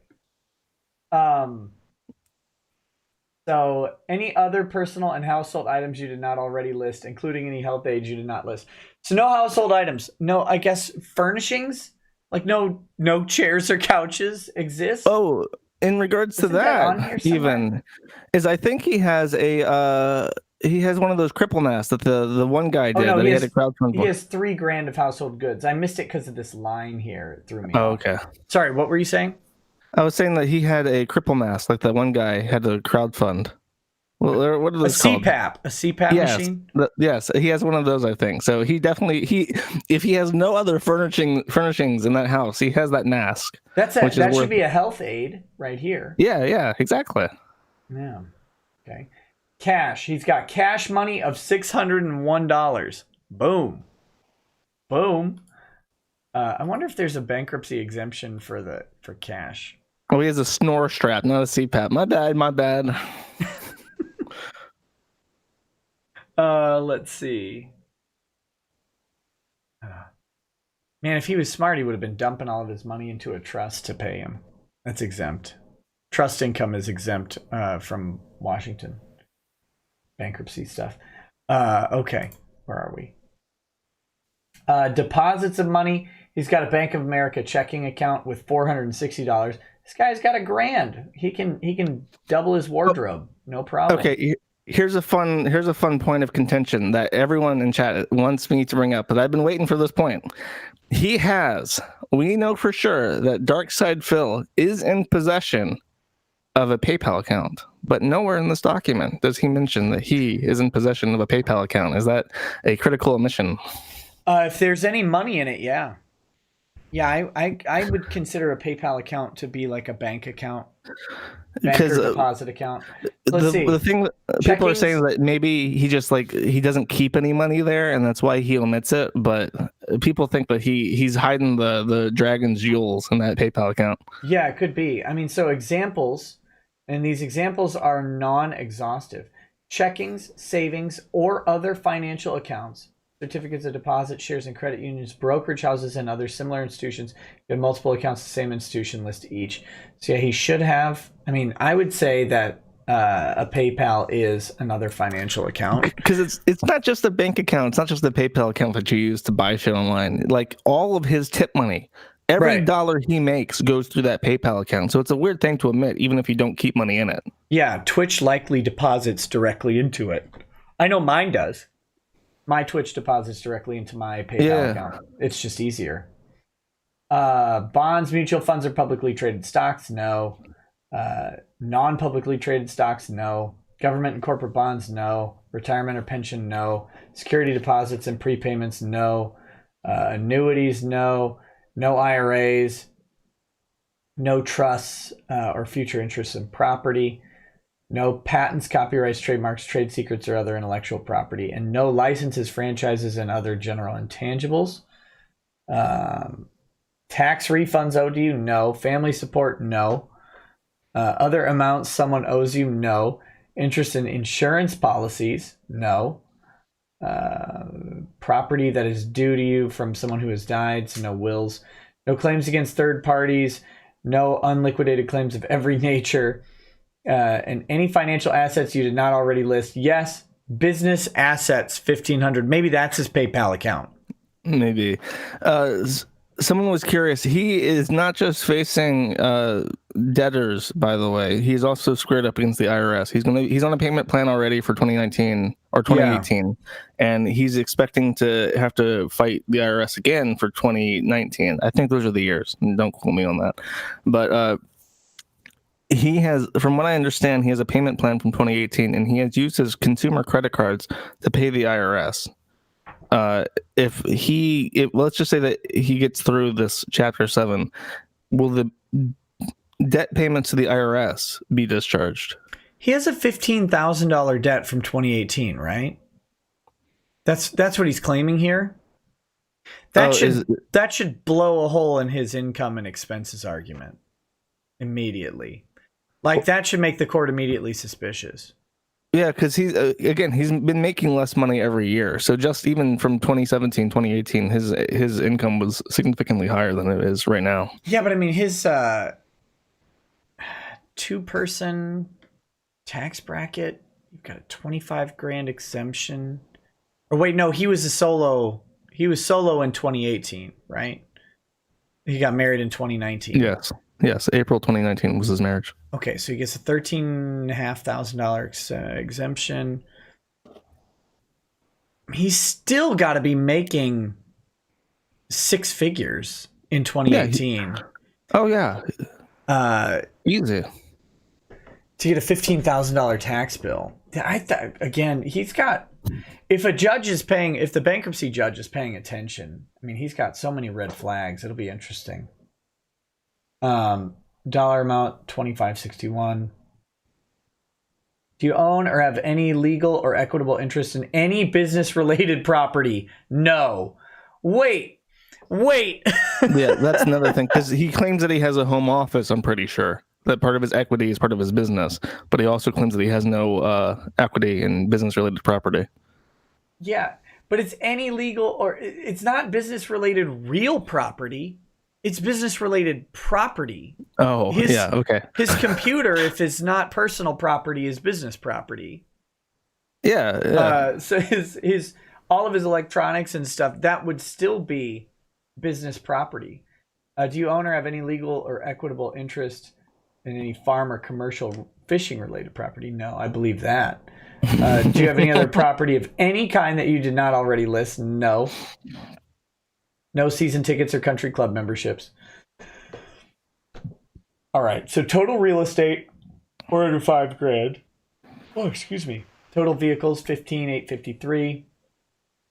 Personal and household items, $3,700. There's no way it's that low. I don't care what anybody says. Total financial assets, $25.61. Here's a personal experience. The court probably won't believe that, even if it is 100% true. Because I remember when my mom's house caught on fire, we filed for insurance claims. Yeah. And we put something like $22,000 for the entire value of everything inside the house. And the maximum was like $50,000 for the claim. And they said, we think you undervalued your property. Yeah, because everybody does. I mean, everybody undervalues the property. Personal property. It's one of the biggest problems in homeowners insurance claims is that people realize how much it costs to replace all their stuff when they have to do it. $3,700. A fridge, an oven, and a microwave and a washer and dryer is $4,000, right? Like minimum. Yeah. That's for cheap stuff. It's crazy to think you have $3,700 in your kitchen, like almost guaranteed. This is a $400,000 house. Should we look up his Should we look up his property? The value on the paper is the current Zillow evaluation. I was just gonna see what it looked like how big it was and stuff like that, how new. Because I mean, a judge is gonna look at this and be like, "Are you serious? $3,700 in your household items? That's it? Like a washer dryer that's made in the last 10 years is $1,500, even if it's cheap for those two things." TVs, anything. God. Apparently, his coffee maker is $500. Yeah, and he said no. I saw someone say that. Okay, so current value of the portion you own. So this is his thing. $344,890. Amount of exemption you can claim is $125,000. Toyota Corolla, $15,853. Amount of the exemption is $1,525. Is that? Hold on, let's see. The exemptions on a car, automobile, where's that? Motor vehicle exemption. The debtor can exempt up to $3,250 in one motor vehicle. So he's actually under here because he owes so much on his car still that he's actually not taking all of his exemption on the car. That's nice of him. Well, is he at risk of losing the vehicle, his primary vehicle? No. Are you sure?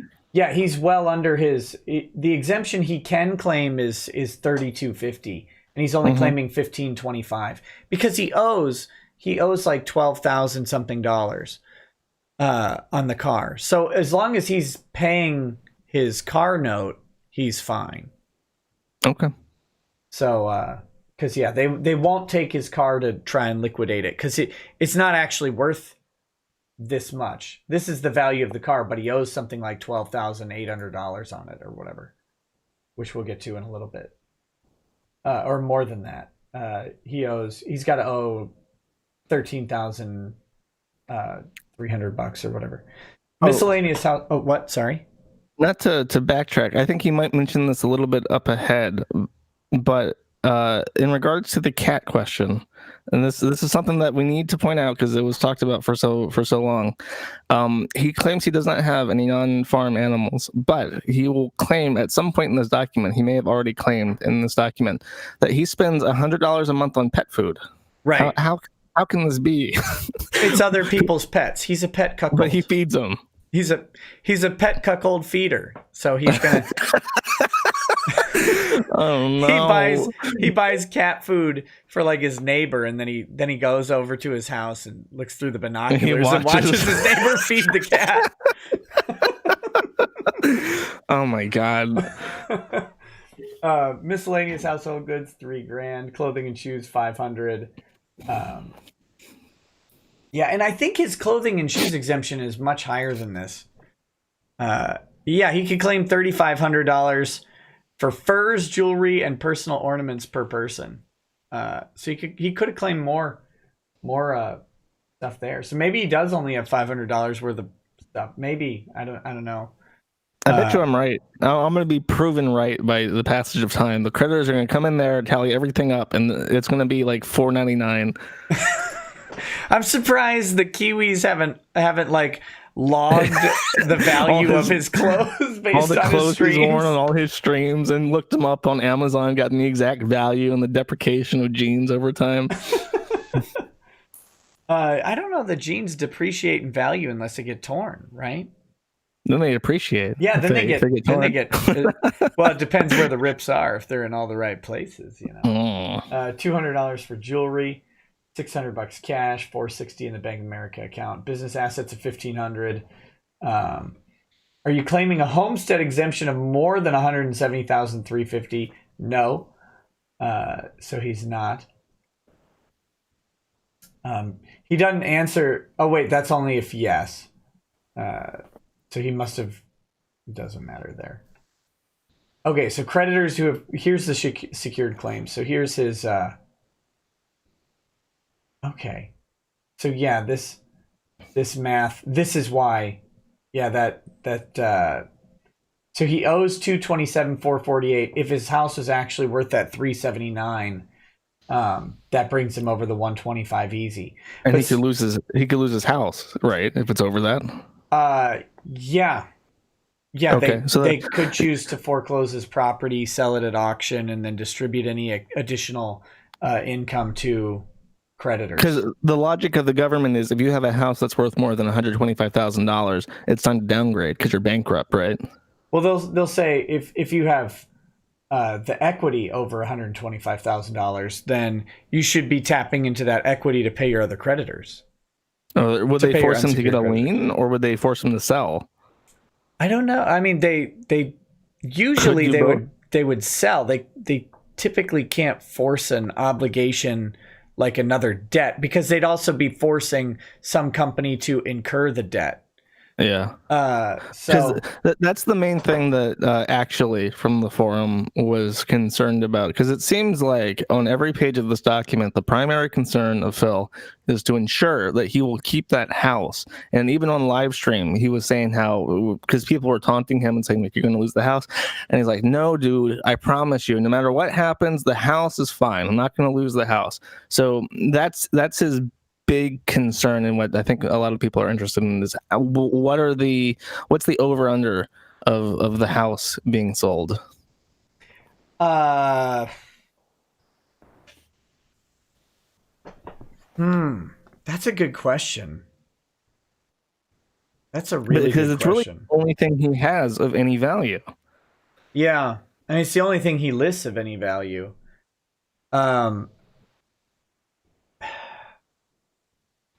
I wonder if this 9% cost of sale is a statutory thing, because the foreclosure, if they foreclose upon it, they're going to lose value. The cost of the foreclosure alone is expensive.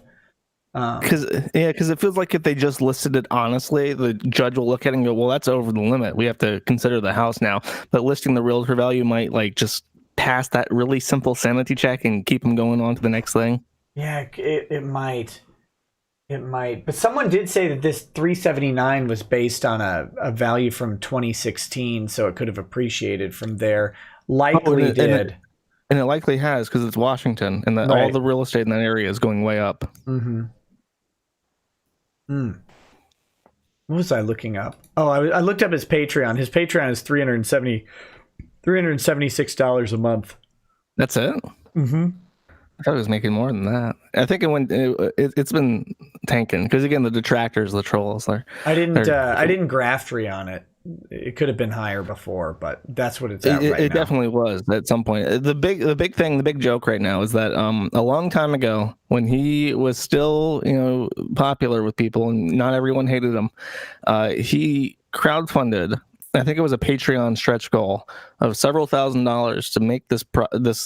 I don't know what the fuck it was. I want to say it's like just a creative effort with YouTube videos called Project 7.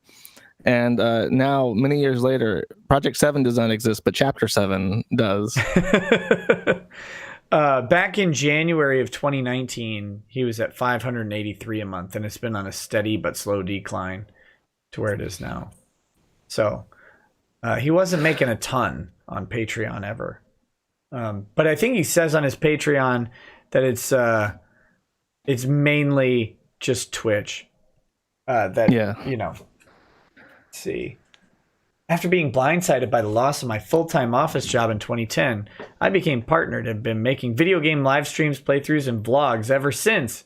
2013, I adopted direct capture and live streaming, and I now stream most days on twitch.tv.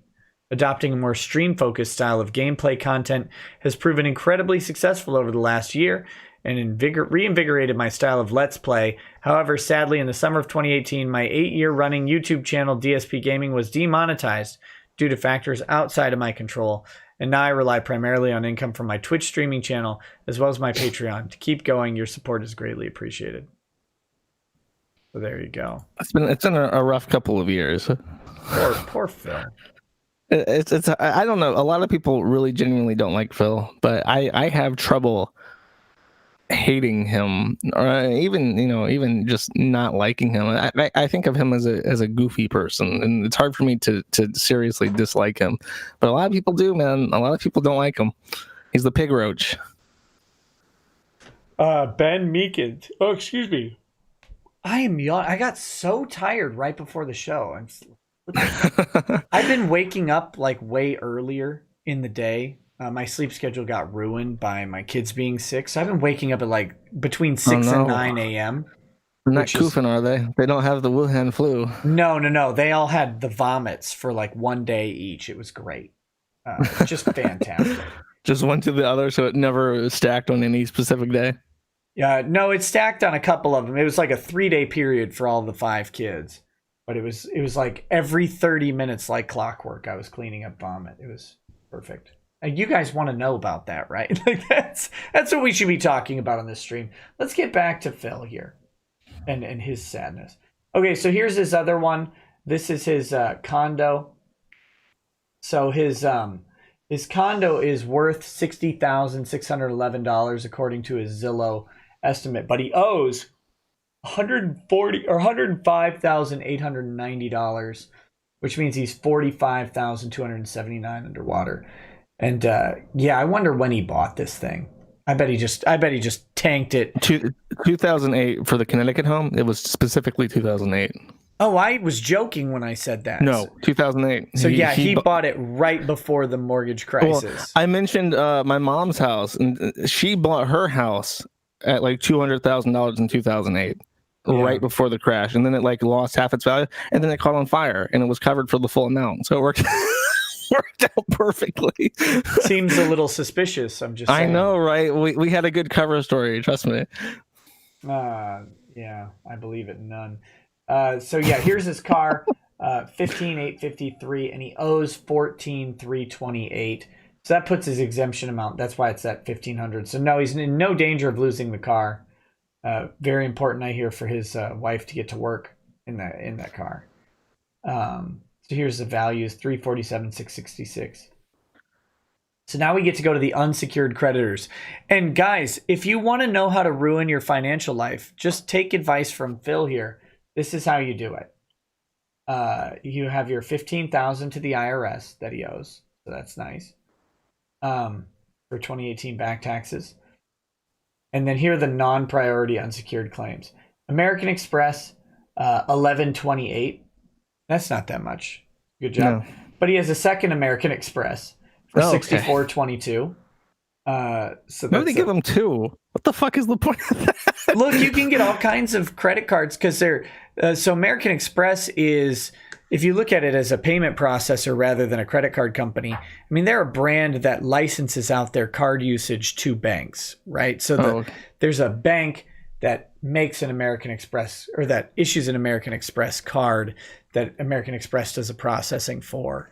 And all of that. Okay, stuff. I have a general question. How many credit cards? And everybody in chat, I want your participation. How many credit cards do you have total? I can do this. I have two credit cards. I used to have 4 at one point, because there was a point really between losing my job and graduating law school. Where, you know, we had to carry some credit card debt. Yeah. But lots of 1s, 2s, 0s. I see some 3s. I'm shocked by all the people who have no credit cards. That's impressive. It's a good thing, because there's a saying that when my mom got really big into finance at one point, and the one thing I remember from her reading her books about money is in a saying that if you have $5 in your pocket and no credit card debt, you are richer than the average American. Oh yeah, so by a long shot. If you have no debt, you have no credit cards, keep it up. That is the good shit right there. I have quite a few because I have to juggle money in a spastic manner. But yeah, I'm very impressed because Phil has 13. I think once you pass double digits with credit cards, you might want to reconsider what you're doing. I would imagine you juggling credit cards in a spastic manner. Like, not the debt. I mean, literally the credit cards themselves. Yeah, that's how I do it. That's how I decide what to pay each thing for. I just throw them up in the air and pick one. That's how it goes, man. Most people, many people have been there, self included. I remember, like, you know, paying. It's like, okay, which one of these is going to be late this month? I loved when Congress got rid of the late fees on credit cards. That was great. Or the late penalties and stuff like that. He has 14. I don't know why I've been saying 13. I guess 13 is a funnier number than 14. Yeah, it is. 14 is a sad number. He's got a Bank of America card. This one has 26 grand on it. Then he's got another BMW Bank of North America. I don't know what that. He doesn't even have a BMW. 2741. Maybe he's still paying it off. Oh God! Wouldn't that be funny if he was still paying off his? I don't think this isn't his car note though. This is something else. No, it's like he really thought he was fucking cool getting a BMW and a BMW Bank of America car. He's like in the club now, man. He's like a cool hip dude with his BMW. Yeah, I can only get a Ford Bank of America card. Capital One, 10,751. Chase. He's got $14,100 here. Like, imagine how depressing his mail is at the beginning of every month. Oh, fuck that. He better subscribe for paperless. Otherwise, he's killing some trees. Like, but the amount, just seeing those amounts, like, that's dispiriting, right? Like, you open all that mail. It's like, I got to pay $130 on this one. I got to pay $60 on this one. I got to pay $250 on this one. Oh my God, it's got to be daunting. Any handwritten notes from my fans, my hundreds of thousands of fans? No, just credit card debts. Okay, I'm gonna go back inside and play WWE Legends for a couple more hours. What's the highest amount of credit cards I've heard of someone having?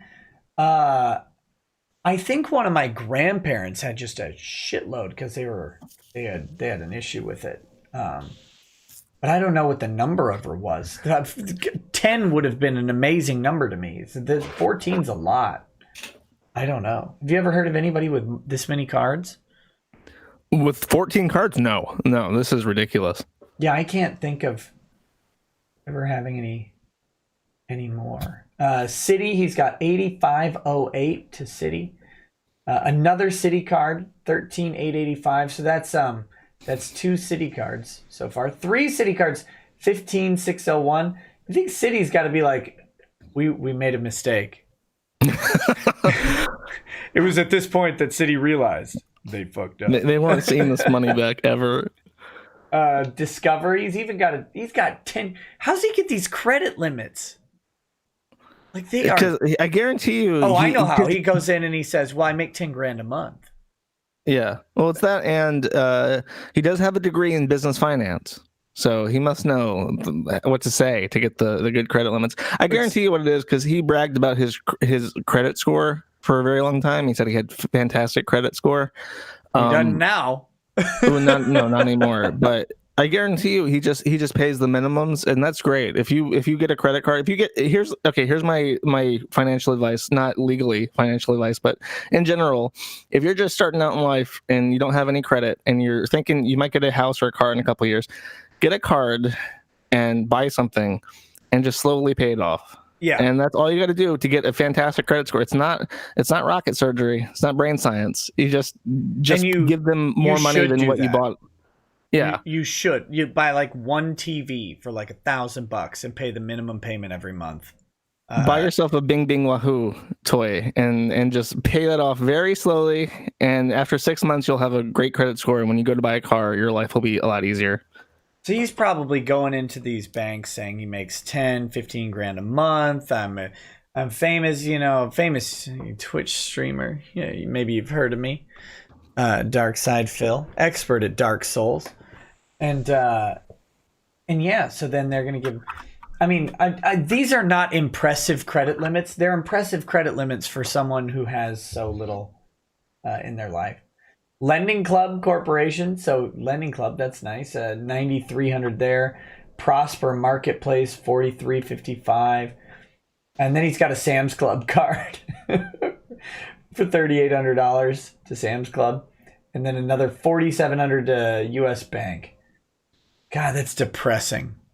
Yes. Now would be a good time to ask another question from Axel. Yeah, of course. He is curious, what are the chances of, should a court date come, and I guess he does literally physically have to go to court to face the music on this, what are the odds of the creditors being there? I mean, they'll probably send someone, or they'll be teleconferenced in, I would assume. I don't. So each of these banks is going to send a person to, like, I guess, what do? Do they talk with the trustee? Do they talk with him about? Well, they would raise any objections that they have to any of these numbers. They'd say, okay, so you're going to have 13 different banks sitting there saying this doesn't make any sense. If they choose to. I mean, they could just, some of these banks, $3,800 for Sam's Club, they might just say, oh, whatever, it's a loss, who cares? But but Bank of America with this 26 grand, that's an amount they might want to try and keep, Yeah, or get equity from this house to pay off, because they're getting screwed if they don't. Yeah. So it depends on the creditor if they want to deal with it, but they theoretically could send someone to raise objections to any of these amounts, because they're going to be looking at these documents prior to that hearing. They may be filing something. We'll have to watch and see what comes if up. they make a movie about this, they'll have to call it 14 Angry Banks. Yeah. No, it's got to be, if you make a movie, it's artistic license. It's got to be 13 Angry Banks. Okay. Yeah. One of them doesn't show up. Yeah. That's why the lowest limit doesn't show up at all. Right. Well, one Sam's Club, so. So yeah, he's back to the tax amount is there. But yeah, so all of those credit cards add up to $131,550.28. God, it's a lot of unsecured debt. Poof. What do you I guarantee you, when you look at the business expenses, I guarantee you he's including like the interest on his cards. Yeah, I think he's including his credit card payments. I think that's that's the only way I think he's including his mortgage too. Yeah, it has to be the mortgage. It has to be all his payments. All his payments for everything is included under a business expense, and he's just treading water, spending 5 times what most people make every month, just treading water. Most people make more than $1,000 a month. I mean, to be fair, well, just saying, his a lot of money. His Kroger wife makes more than $1,000 a month. So. Yes, okay. Well, she works part time. I mean, I know you're international hobo extraordinaire, but I am very appreciative of what I get. That's all I'm saying. Yeah. Okay, so he's no executory contracts or unexpired leases. Co-debtors, no co-debtors. Within the last 8 years, have you lived in a community property, state, or territory? Yes. Washington State. Your spouse, former spouse, or legal equivalent lived with you at the time? Yes. He just doesn't list which one he lived in, so that's good. Yeah, that's just confusing. It's just a mistake, just stupidity. Should have put Washington down. The income, he lists himself as employed, but then he lists self-employed. I mean, but what entity is he employed by? The sole proprietorship, or that doesn't exist, or does he have an LLC? I don't think he has an LLC. He's a content creator. He's just utterly fucking confused by what to check for anything. He doesn't list how long he's been a content creator at self-employed. But if you listen to any of his streams, he'll quickly remind you how long he's been doing live streams on YouTube. So he knows. He just admits it. So gross wages, salary, and commissions, she makes $1349.92. That's less than they put at the other one, right? It's here, doesn't he list her income as 17 something with that too? Yeah, 1742.32. Because I think on that one number, he uses that to calculate. She gets tax, Medicare, Social Security, and deductions. Okay. That reduces it. That reduces it. Yeah, no, that number is the one he uses to determine their net income for the purposes of filing Chapter 7. The subsequent number is the true one. So he fudges that number too. Oh my God. So he has no deductions on payroll here for himself, some insurance, union dues, taxes, and Medicare. Then he's got his own net income, $39.90.69. Beautiful. Beautiful. So then that comes out to the 50.77. This is he's got 57.33.01 here. Yeah, and if you put in what Kat actually makes, it would be over. So he has to fudge her numbers too. Yeah. He fudges everything, and that's why it seems like maliciously deceitful. Let's see. Add the amount. Do you expect to increase or decrease within the year after you file this form? No. That's bullshit. Yeah, I mean, he expects a loss. Even if you don't expect a loss, like streaming income is so volatile. Like he could expect an increase or a loss. Let's see.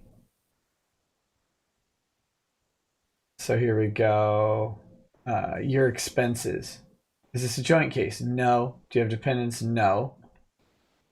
Expenses include expenses of people other than yourself or your dependents? No. Expenses. The rental or home ownership expenses for your residence, $1,830.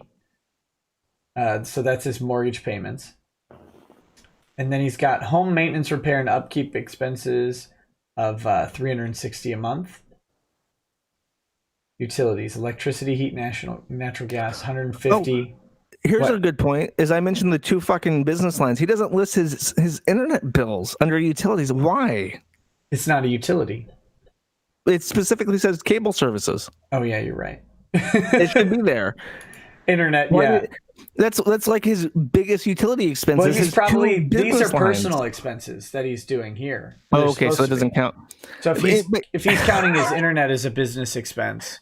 And I think some people were saying that he's clarified on stream that one is like a personal line, the other is a business line. Well, it's like, okay, well, you should be listing one of them here too. It's a complete mess. If you actually if any of those banks decide to send anybody who even casually looks at this document, it's immediately obvious to a layman who has never heard of Phil that this is bullshit.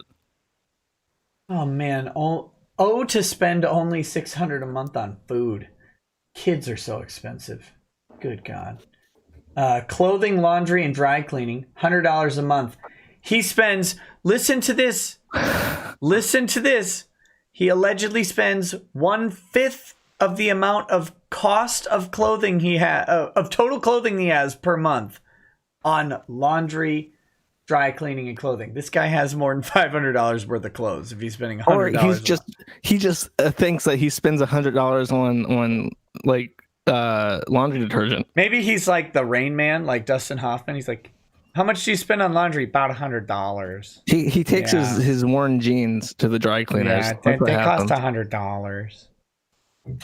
How much for your personal care products and services? About $100. Like toothpaste. How much toothpaste this guy using in a month? He doesn't shave, right?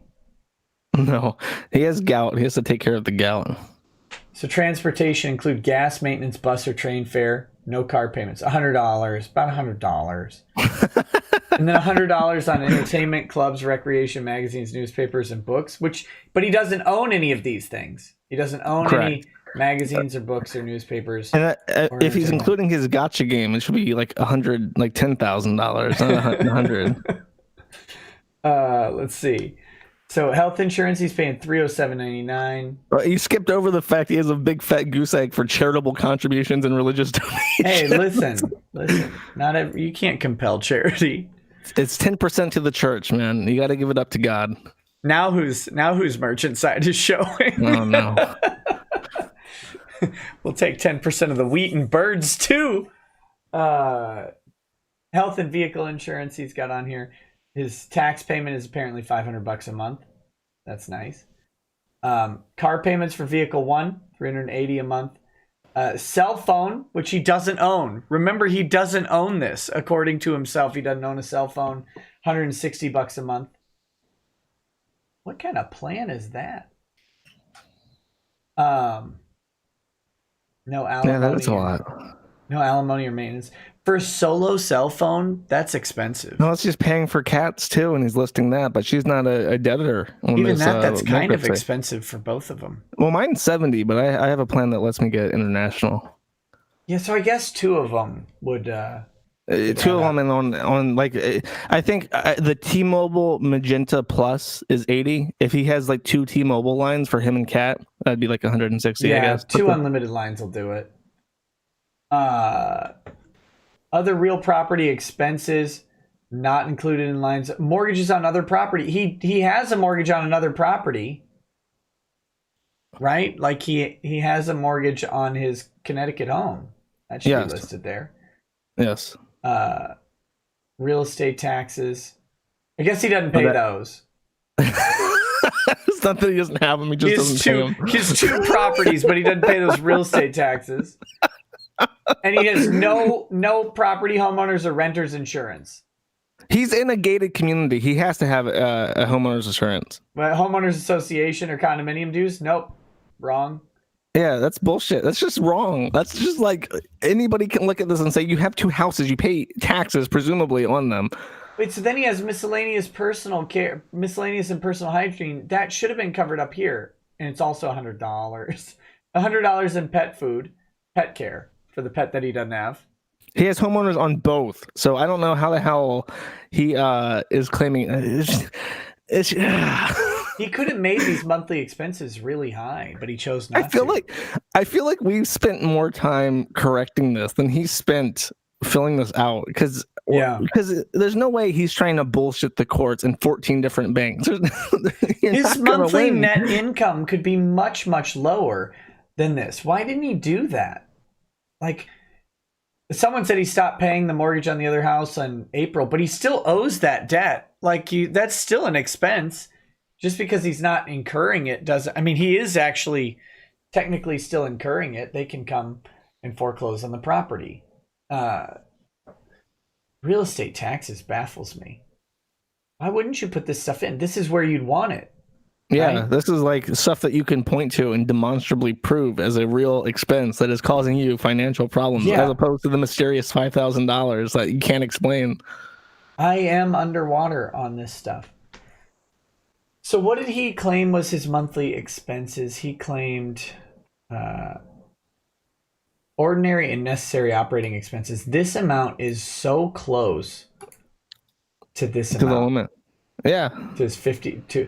I wonder if he's combining these and then double dipping on the expenses. Okay, so he makes negative $35 a month. Good job. He should probably find a second job. Declaration about an individual's debtor schedules. Resigns. Statement of financial affairs for individuals. He's married. He's not lived anywhere else in the past 3 years. I can't claim that. Within the last 8 years, did you ever live with a spouse in community property state? Yes. Explain your sources of income. So, operating a business. He doesn't list his gross income here.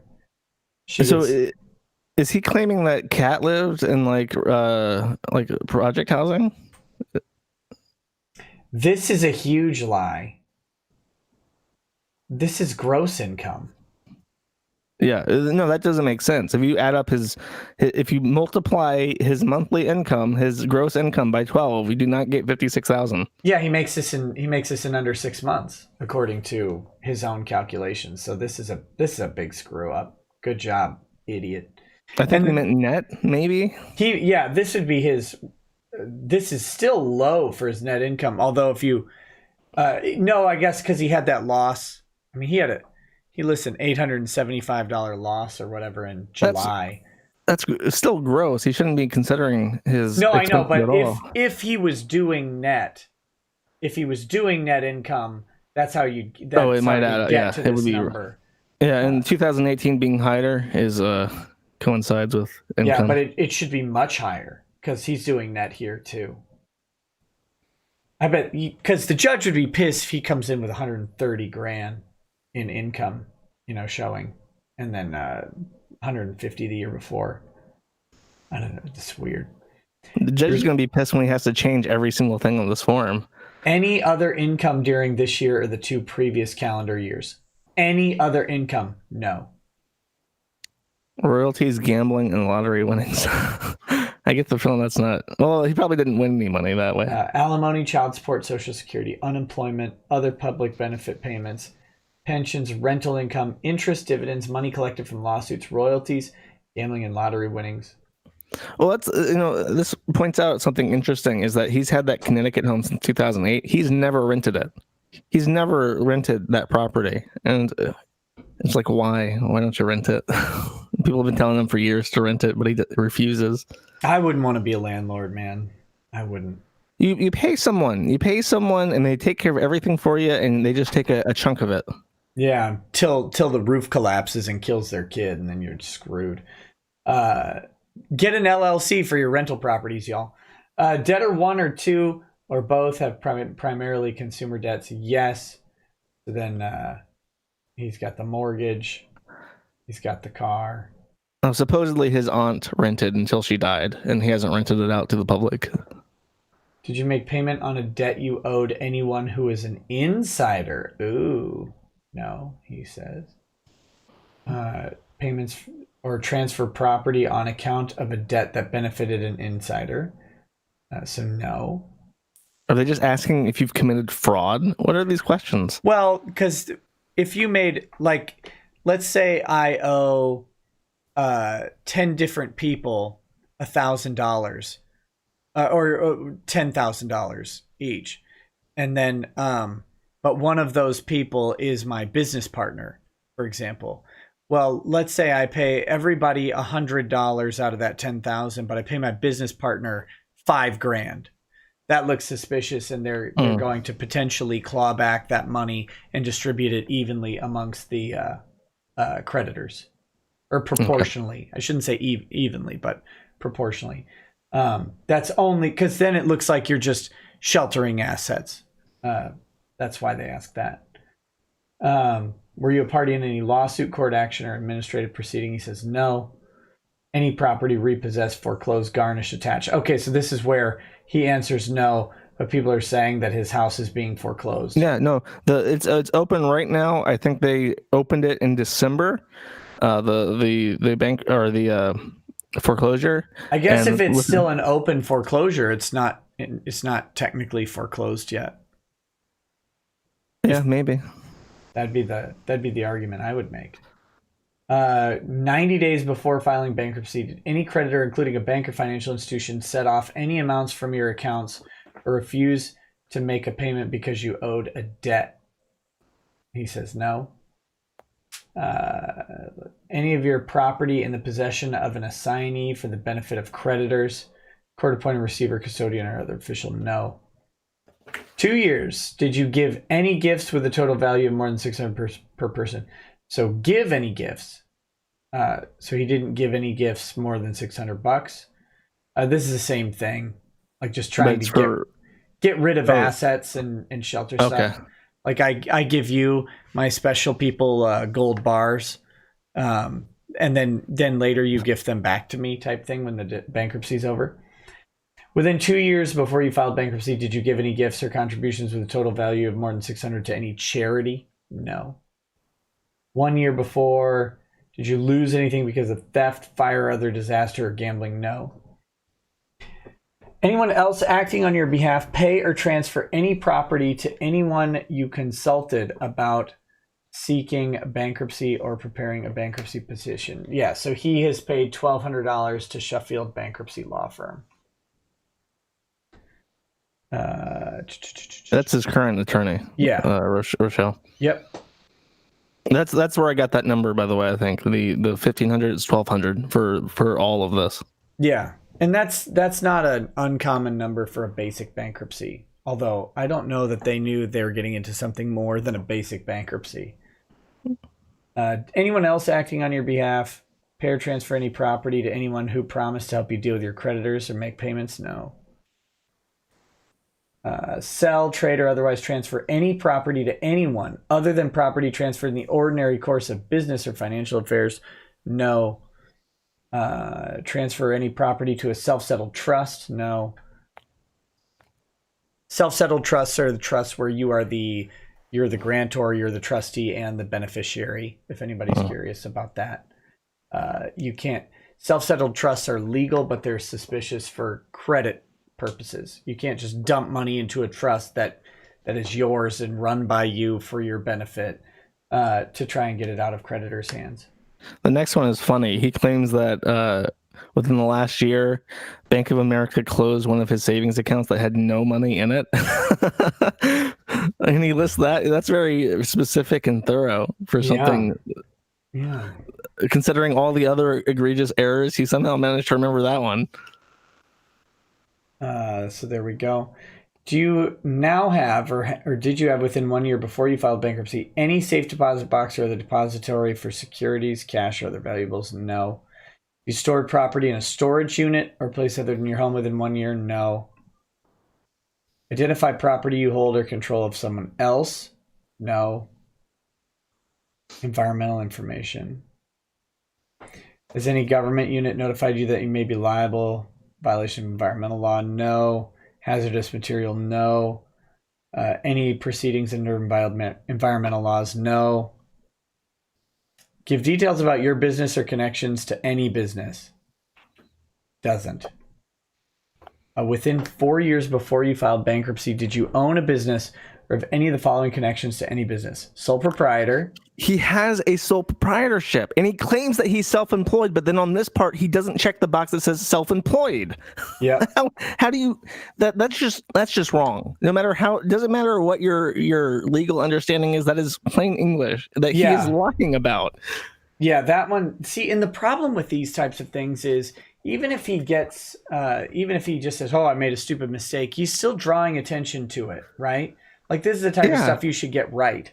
He's begging for scrutiny when he really should not want scrutiny because he's under the limits for 8 different things. Check all that apply. Okay, so wait.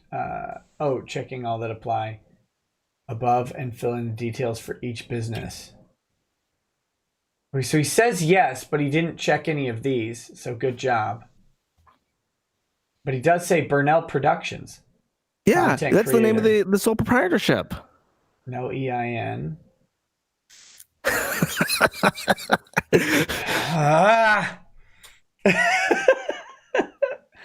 Oh, this is goodness. This is more confusing than it should be. You'd think his lawyer would have proofread this at least and said, this is weird. Because yeah, that's the thing, is that it doesn't matter what your understanding of DSP. You don't need any privileged access to anything in DSP's life to look at this document and go, I can look at A and B and see a contradiction. Yeah. And you shouldn't have that. Within 2 years, did you give financial statement to anyone about your business? Financial institutions, creditors, or other parties? This has got to be a lie. This has got to be a lie. Because I bet he's represented his self-employment income to get credit in the past 2 years.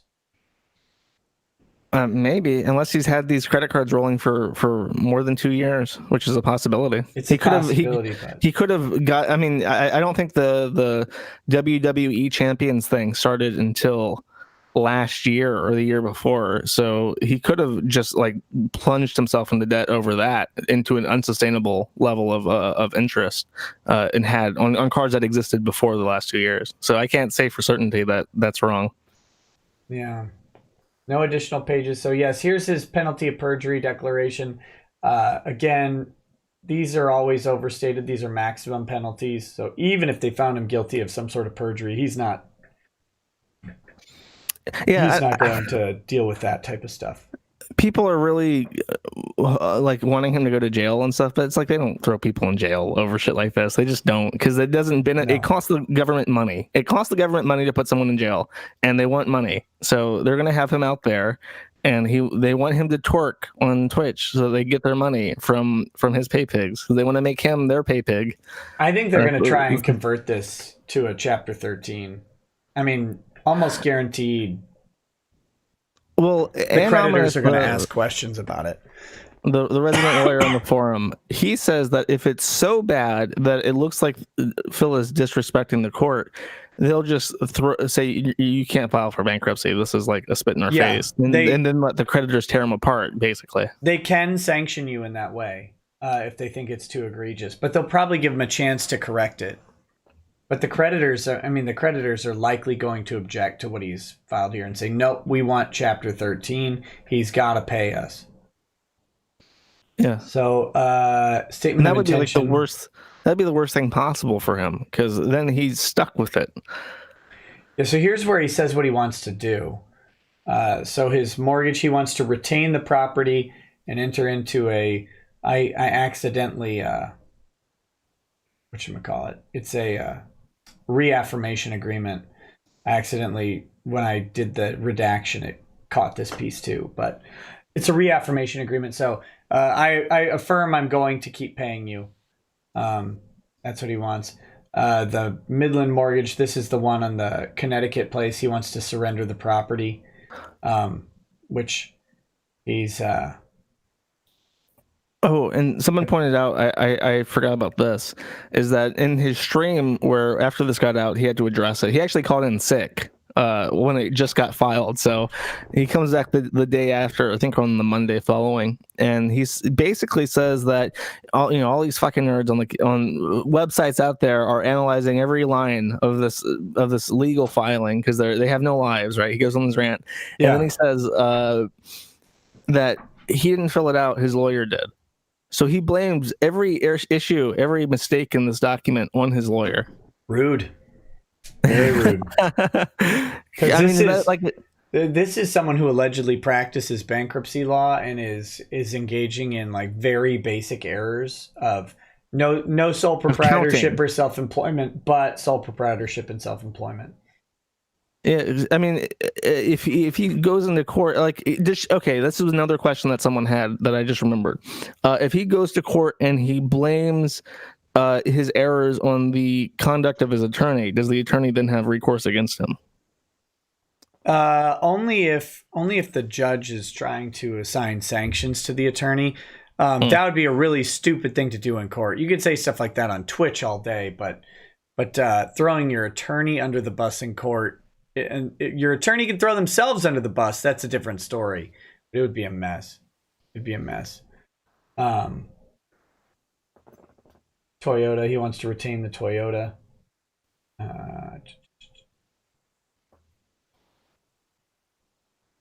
Describe your unexpired personal property leases.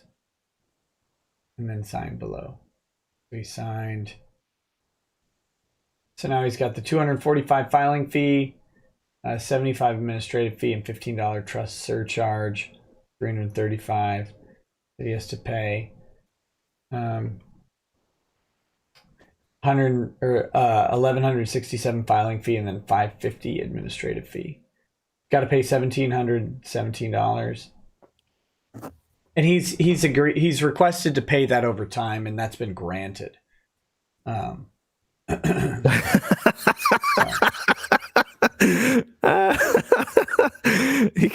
He can't pay a $350 filing fee for his own bankruptcy, so they have to give him a lot of credit for that. Yeah, I know.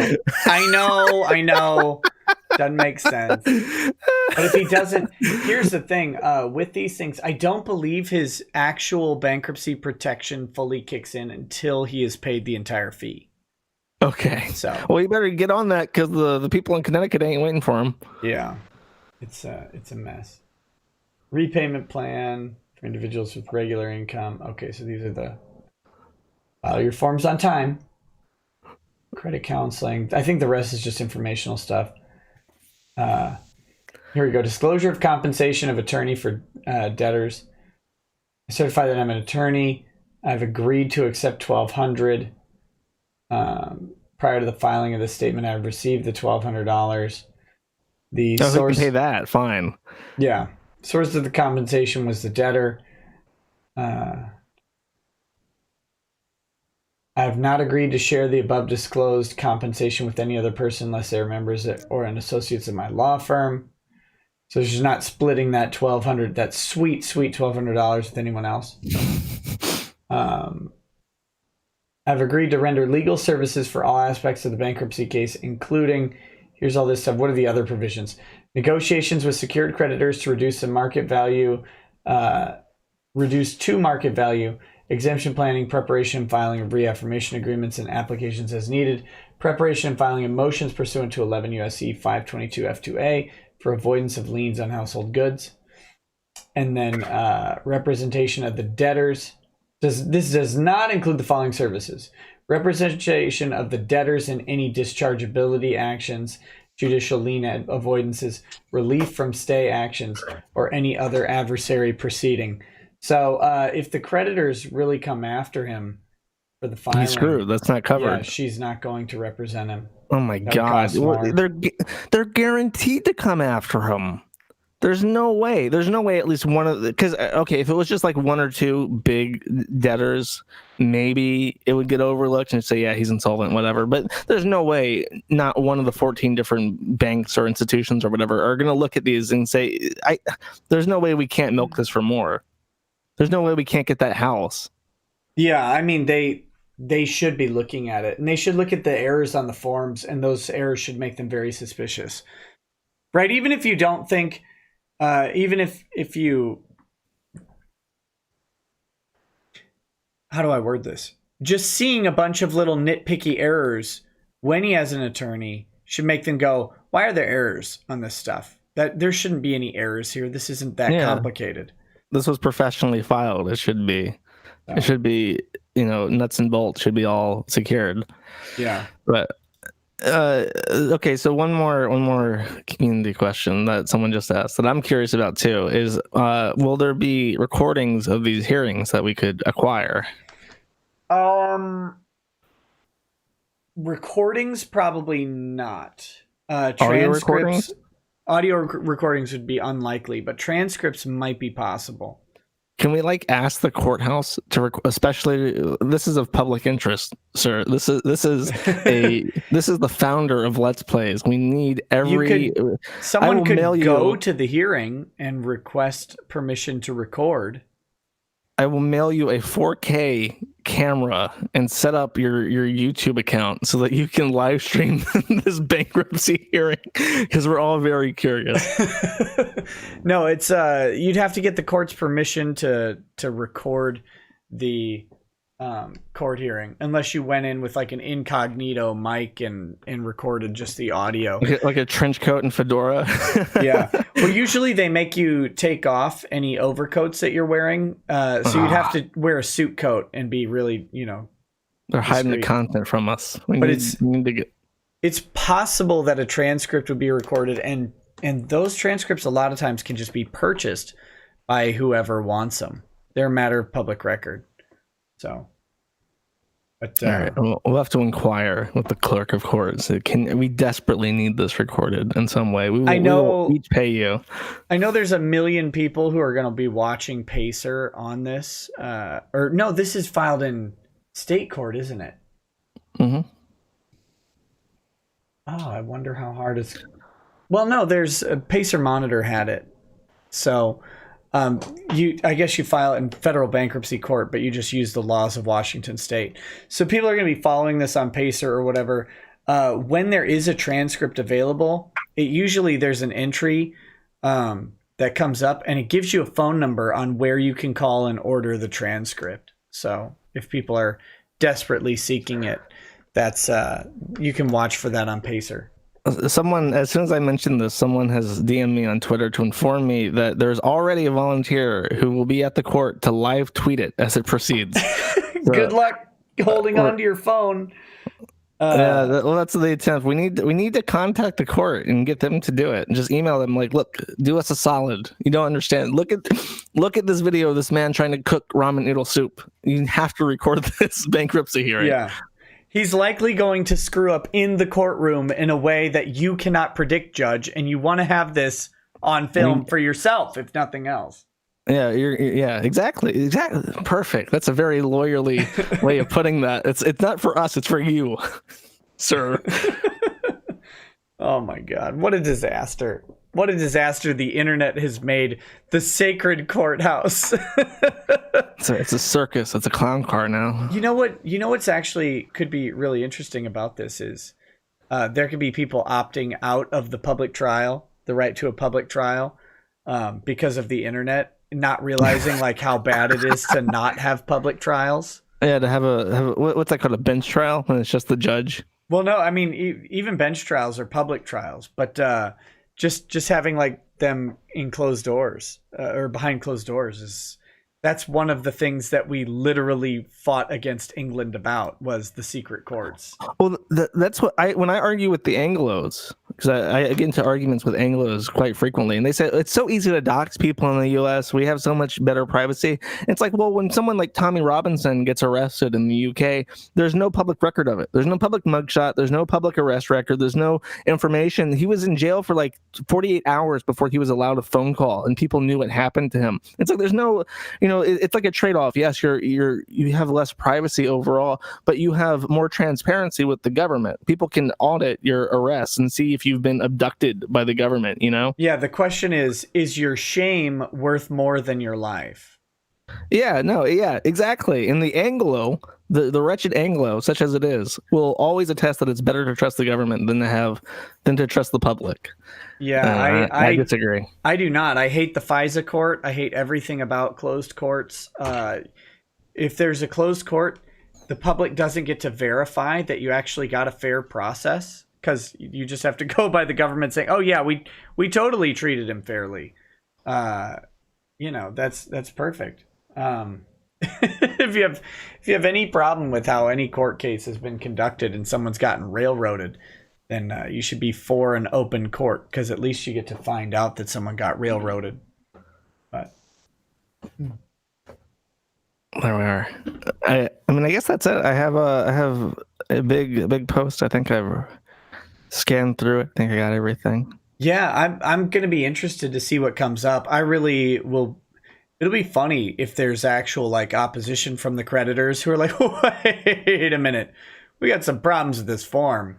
Where are all these business expenses? Prove them up. This is just really convenient. So, no, it is. Everything is listed in such a way that if this was just rubber stamped through, he would make it like a king. He keeps his house, he keeps his car, all his debt's gone. I guess he gets to keep his fucking WWE champions account, because he's going to audit that. Yes, he can be number 4 worldwide on WWE. You want his account. You want it. If I got his account, I would obviously live stream it and make that money back. Yeah, that'd be great. Well, I got a bunch of chats if you want to hang out for a few. Yeah, let me go to the bathroom because I literally just woke up just in time for this. I'm gonna start going through them, and if there's one for you specifically, I'll wait for you. Okay. All right. Get back. Viden the Cold One says, "Hey, Nikki boy, can't wait for the show." Oh, me either. The Agrolith says, "Not sure how interested you'd be, but if you could go over the Punisher trial in Daredevil season 2, I'd like to hear your view on a slow day or a 10-minute upload if you haven't seen it." I have seen it, but I don't really remember much about it. I'll have to rewatch that scene. Jay says the bottom line is Steph Dev says late and slightly Toye might need some remotes. Alex Jones Groiper says, "Wow, dude, look at those Morans snort." Memology 101 says, "I created PewDiePie, dude." Oh god, the DSP memes. I like them. Coolman229 says, "Nick, if you want a video that really goes over DSP, check out Down the Rabbit Hole video on him by Frederick Knudsen." I saw that video suggested to me today, so maybe I will. Angela Honkler says, "Free Tevin." Eduardo Ramirez says, "What is GLO gang?" Also, rip Almighty Tevin. Razor says, "I miss Sons of Kojima." Kodiak says, "Deus Vult." Brandon says, "Feed us, please, Jersh." Oh, I'll read that one when he gets back. Mike Bob says, "Please send this cash to Null." On one of his YouTube videos, he was talking about his EU-UK visa. I commented that it was boring. Null replied, "Sorry, friend," and I felt bad. "Have some shekels." No. Oh, that's the saddest story today. Bo Stoker says, "Did you hear the good news? If not, good news, everybody. Sargon won his case against Aquila. Another good win for fair use." And actually, I did want to talk to Josh about that when he gets back. DCV Titan says, just felt like mentioning caught a Hippodon in Pokemon Sword yesterday and felt obligated to name it Renfamous. Attaboy. The Howling Warwolf says, "Question for Null." Okay, we'll save that one. DCV Titan says, "Oh, are you back?" No, I just heard myself. DCV Titan says, "Lol, Funimation having standards, that's good." Joey Jojo says, "Funimation subbed the Senran Kagura anime series, which is a good anime and game series. Guess Funimation is going the Sony anime titties bad route." Very possible. Apache Chief says, "A DSP expert, as in more than one? I'm sorry for the delay on this, but I'm baffled by the idea of a team of scientists studying him outside of how to utilize his gout as a cure for Corona-chan."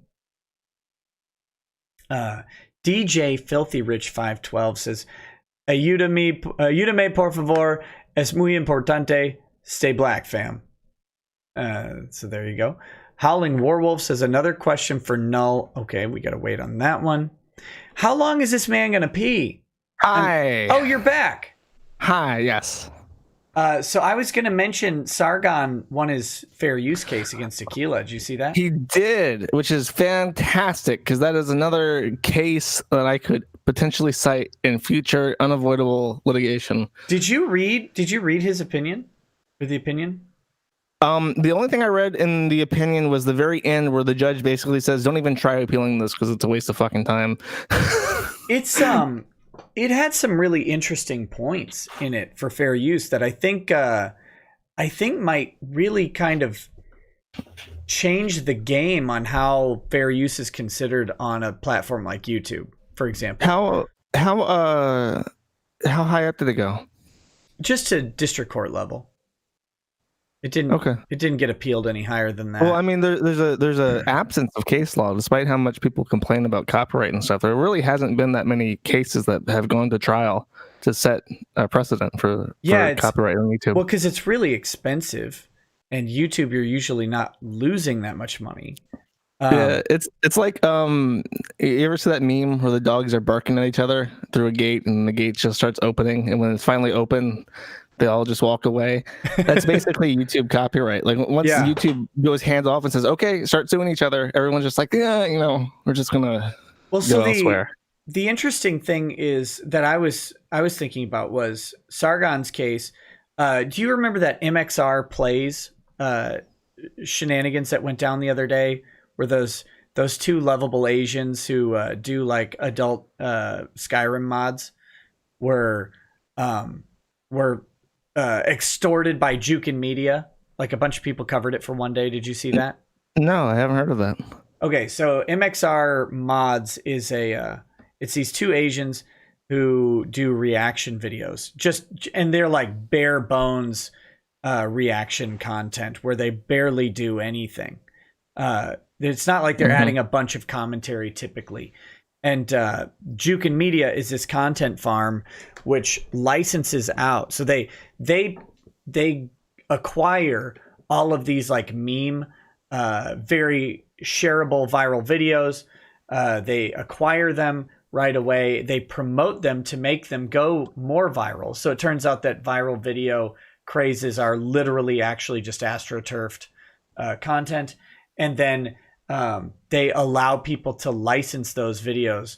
So if you want to use that, like if you've seen, surely you've seen the guy who's got like a big bunch of weights over his head, but he's in the splits on two chairs or whatever. Maybe in passing. The one that comes to mind for astroturfing is that fucking pufferfish. That's like animal. They kill that pufferfish. That pufferfish is dead. It's gasping for air. You know, it's not having a good time eating that carrot. That is astroturf meme. Fuck that pufferfish. And fuck people that post that shit. Yeah. So anyway, so they go to like Reddit subreddits, and they just take whatever content's on the subreddit and react to it, which means they're going to be grabbing a lot of these viral videos that people are poaching off of YouTube and stuff like that. The thing that I found interesting in the Sargon versus Aquila stuff, in the transformative use, they go in and they say flat out, Sargon didn't do anything. Like he 100% uses their content and there's no commentary at all other than the editing that he used and the title itself. Oh, and the nature of his channel adds some level of commentary to it. Because, like, you know, when you're going to watch a Sargon video, that you're getting an anti-SJW, anti-feminist perspective. To put this in the perspective, because I completely forgot what the video was. I thought it was him doing a running commentary as he usually does. No, I remember now. This video was just him editing her video to make her contradictions apparent. Yeah, he took a total of a minute and 58 seconds of video time of hers. It's in 3 main clips, and he plays them, and they just play, and that's it. There's no commentary or anything. And the judge was so... I did read some of the opinion where he is very adamant that he got it right, and that this is classic fair use, which is fantastic. If this is what I think it is, this is probably the most valuable contribution to society that Sargon will ever produce ever in his entire life, and he can retire now. He did it. He actually contributed to society. Everyone should give him a round of applause, and he should go away. The interesting thing to me is, in the context of MXR Plays, a lot of the YouTube lawyers like Viva Frey and Legal Eagle commented, and Leonard French basically said that what MXR Plays was doing was almost definitely not fair use, because that changes, because their reaction video wasn't significantly transformative. But if you make the argument that no, you know what you're going to get when you go to these channels, and the title of the video itself is some sort of commentary and criticism sufficient to change what you're watching. So it's like, I'm not watching that viral video. I'm watching these content creators and the title that they put on there in the channel. If that's sufficient, I mean, that's crazy. And, you know, the monetary issue, of course, Sargon monetized the video, and that didn't matter. The most significant thing with copyright seems to me is the market. What is this a market towards? Because we use a lot of just straight rips of everything on the forum. We download entire videos and images, and people file all the DMCAs in the world every day. We got another one from someone in France just recently about some Roadrunner fan fiction they had commissioned and stuff. It's a constant DMCA, but it's like the images on the forum are for a completely different market than the Right. people that you commission that image for. That's the most important aspect. And who on Sargon's channel is watching this woman for her ideas? No one. The only people watching that video are people who would never watch her videos. Right. So that to me should be the first immediate check. Is this for the same exact audience as the original content? If the answer is no, throw it out. Well, but see, the problem with that is that actually is a consideration, and that would likely weigh in favor of Aquila, because by Sargon exposing her content to a completely new audience, it forecloses her from being able to reach that audience. But nobody in that audience would. I know, whether or not you intend on exploiting that audience or even have the ability to, doesn't mean that you don't have the right to. You know what I'm saying? It's like, just because a Coke drinker is never going to buy a Pepsi doesn't mean that Coke can take Pepsi's product and expose it to Coke drinkers and just call it Coke 2 or something. I guess that's fair. So that's a weird thing. I mean, the primary concern tends to be the transformative use. I mean, if they find that the use is sufficiently transformative, then all the other aspects get immediately decreased in value. But it's weird though, because what you're saying is playing into, in this case, what the transformative use is. Like, he's literally saying that because it's on Sargon's channel and not Aquila's, and because his audience is so different, that in and of itself makes it transformative. It's transformative, huh? It's wild. Yeah, that's really strong. That's a great card to have. And it really should be, because as much as I hate reaction streamers, like, people aren't watching the reaction streamer for the meme video. I mean, they kind of are, but they're really watching the reaction streamer. Like, they care about what stupid faces and voices the reaction streamer makes. And they may not care about if they make any sort of commentary about it. It's literally, I want to see, Ginny is the chick's name, I want to see Ginny make stupid cutesy eyes or whatever at the kitten video. Like, that's what they want to see. Yeah. Here's an interesting parallel, which is a little bit more ambiguous, because there's a guy called Michael B. Petty. I'm aware of him. His primary content is he watches the fat chicks, Chantal and Amberlynn, and he does reactions to them. And he's kind of like an effeminate, flamboyant type, and he has very over the top reactions to everything. But I think a lot of the people who watch Michael B. Petty want videos from these two creators, but they do not want to contribute to their success in any way. So, so it is almost like a pirate radio of the other channels that is driven by spite, and maybe not necessarily because of Michael B. Petty's personality. So I'm curious if you think that is less transformative because it is like a spite-driven thing. But is he adding something to it? He's chopping it up and talking about it and stuff. Yeah, see, that weighs in favor of it being transformative enough anyway, even if it's motivated by spite. Like, that's actually motivating it by spite and being critical about the content of the video itself is presumptively transformative.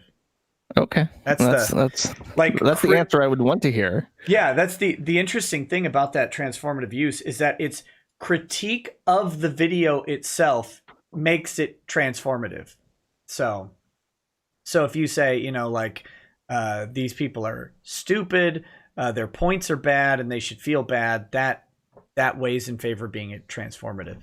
So. Well, since we're talking about DSP and a lot of DSP detractors are in chat, how do you think that would play to Tevin doing live reaction commentary to DSP streams as they're happening? So directly fighting for his market of his live streams. If he's reacting, I mean, if he's adding sufficient commentary and making fun of, even ridicule is part of criticism. So yeah, I mean, and ridicule can be very creative, right? Like somebody I know tends to be creative with insults. So yeah, that's interesting stuff. And YouTube is going to have to start solving this problem with fair use analysis. They need to push back on this stuff. But and they really need to push back on the "we'll save up" and then do 3 strikes on your channel from something that was posted 10 years ago type thing.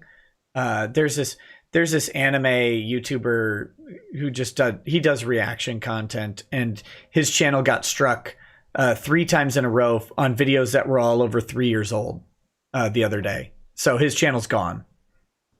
just gone though. Because by of the old way, content. there's someone in chat I want to shout out. There is Ludwig World Order.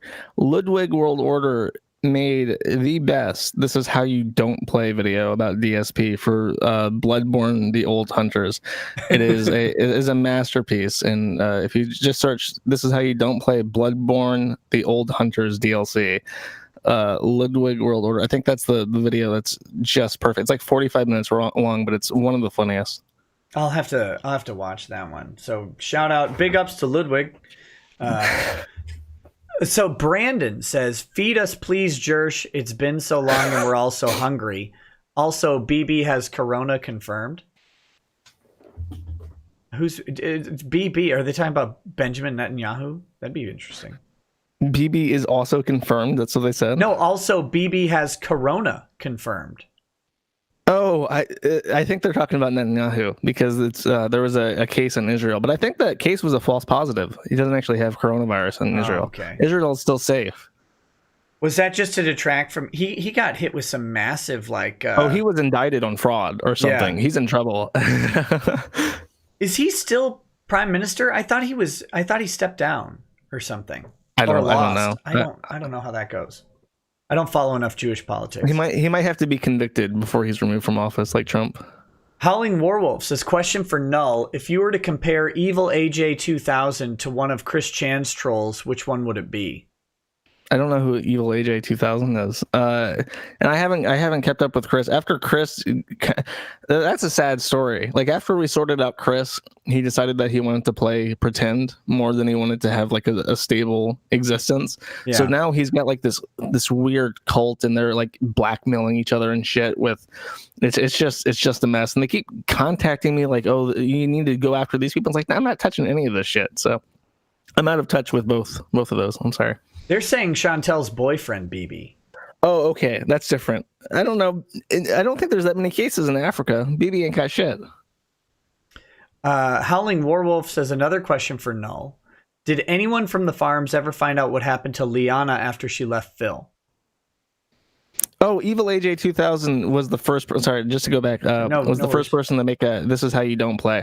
That would probably be the store, the guy, what was his name, the guy who owned the game place and who was just trying to, because the guy that owned the game place was circumstantial. Snyder was the guy. So AJ is probably closer to Snyder because AJ probably just wanted to make a fun video and that was it, and then it sparked this whole thing for no reason. But yeah, sorry. What about what happened to Leanna after she left Phil? The farms have any info on that? She sells soap on Etsy. I think that's all we know about her. Of course she does. Okay. It's Old Tide says DSP is an acronym for Dicky Super Prick. So there you go. 113657 says, would you say it's Erver for DSP? It's Erver. It's always Erver.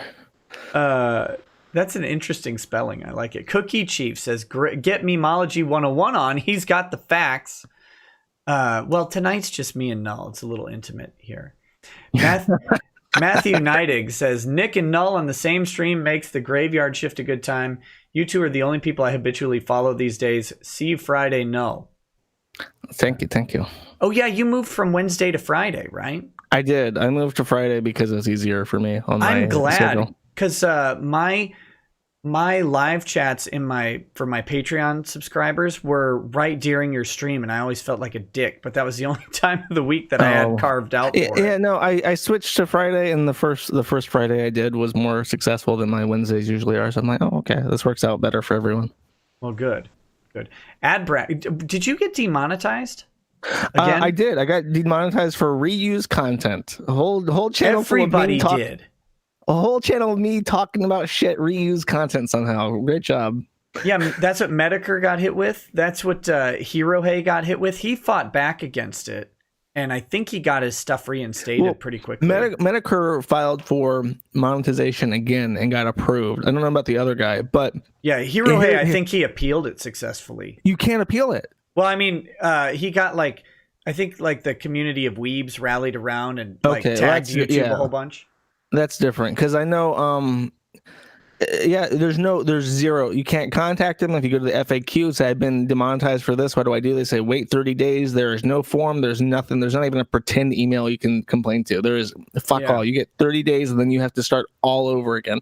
And the great thing is they make sure that your AdSense payout is halted so you don't get money for that. And as a bonus, here's my favorite thing. When you are monetized and there's a copyright claim on one of your videos, you can contest that copyright claim, and then usually they wear down the 28-day timer. But during that time, you can choose not to have it monetized, as opposed to having it monetized and having it go to escrow. If you don't want the video monetized at all during the dispute, you can just turn off monetization. Right. Well, if you get demonetized, you can't demonetize the videos. It's forced on. So there is a video of Remelia, a transgender League of Legends streamer, and I have a clip from their last stream before their death where they explain the hardships of their life. And I thought I just want to clip this so that people searching for Remelia can see what they were going through before they died. And if you go find that video right now, you will get a League of Legends advertisement on it. And I even contacted media at LeagueOfLegends.com, said, you motherfuckers doing business with YouTube got to cut that shit out because this is what your ads get played on. Fuck YouTube. I honestly, fuck YouTube. It's so awful. I, for one, love YouTube as my Lord and Master. How dare you? I fully support the great state of YouTube. Someone, who was that? The Jackal's Lair is asking if we saw his top 10 worst moments of DSP. I haven't. I've barely seen anything about DSP, but I don't know if you've seen the Jackal's Lair.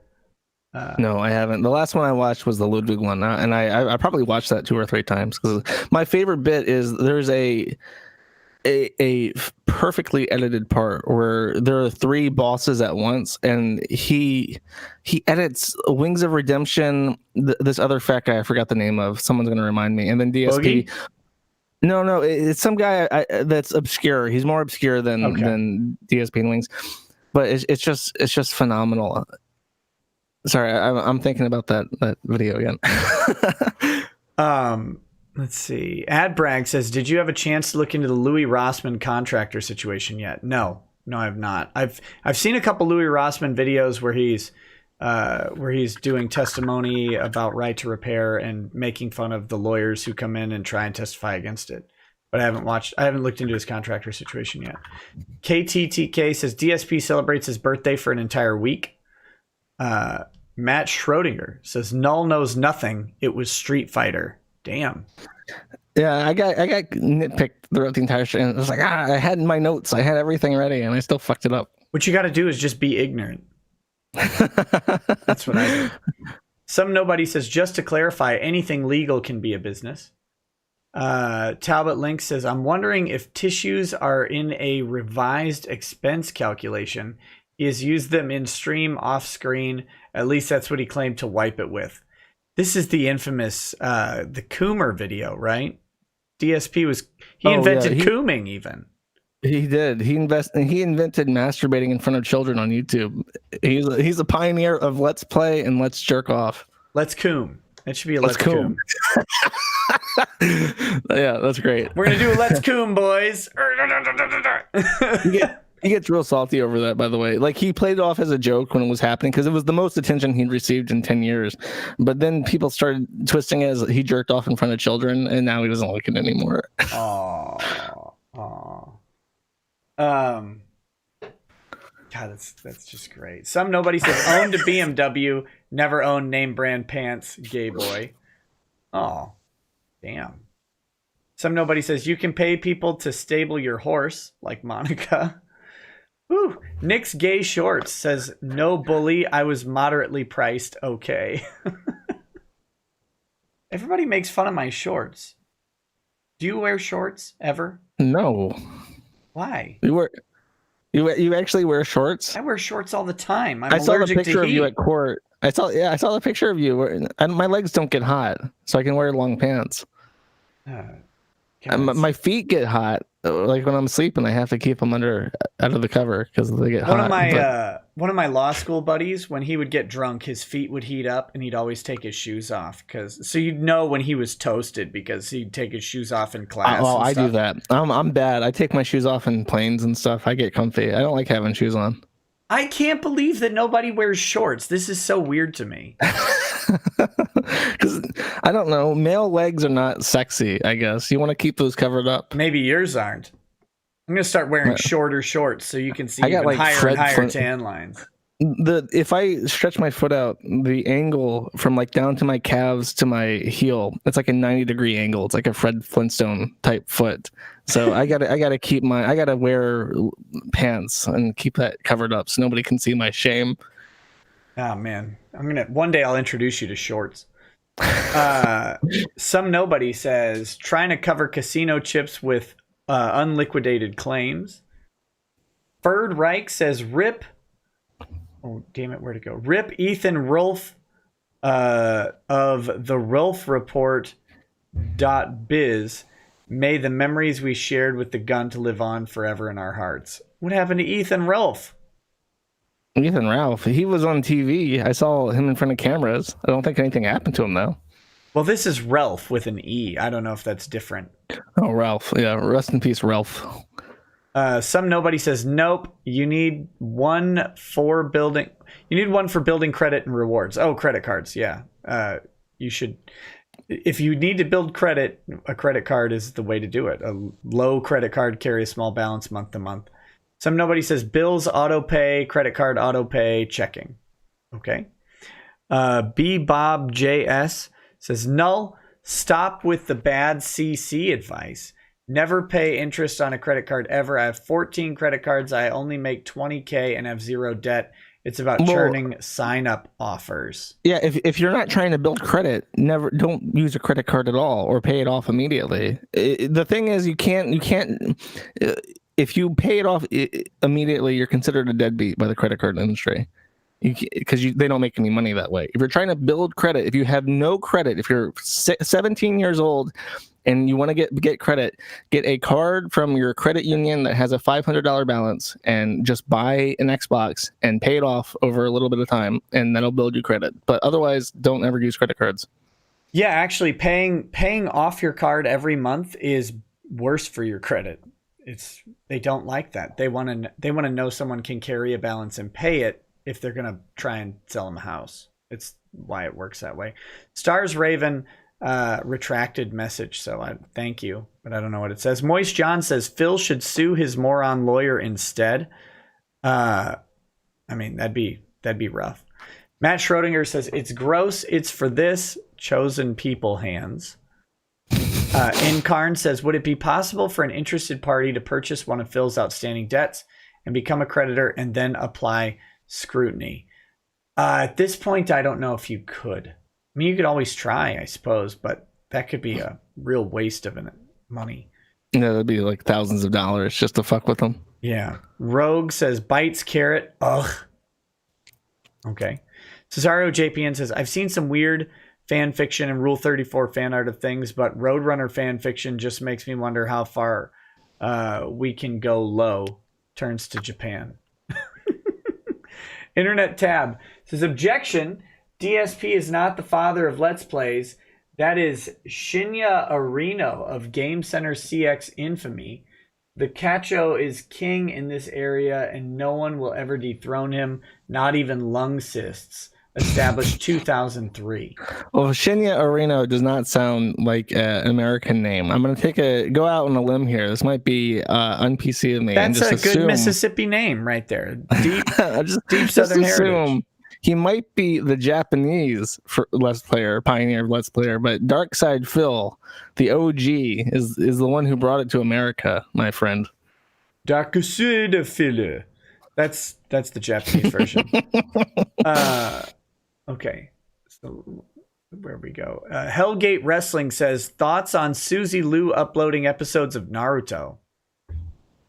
I don't I mean, full episodes of a show are hard to justify as fair use, typically, but I don't know. Asia Frazier says, so Lemon should make reaction videos of your streams. It's fair use and he'll make more money than what Moranica is giving him. Well, probably. He probably could, yeah. Go for it.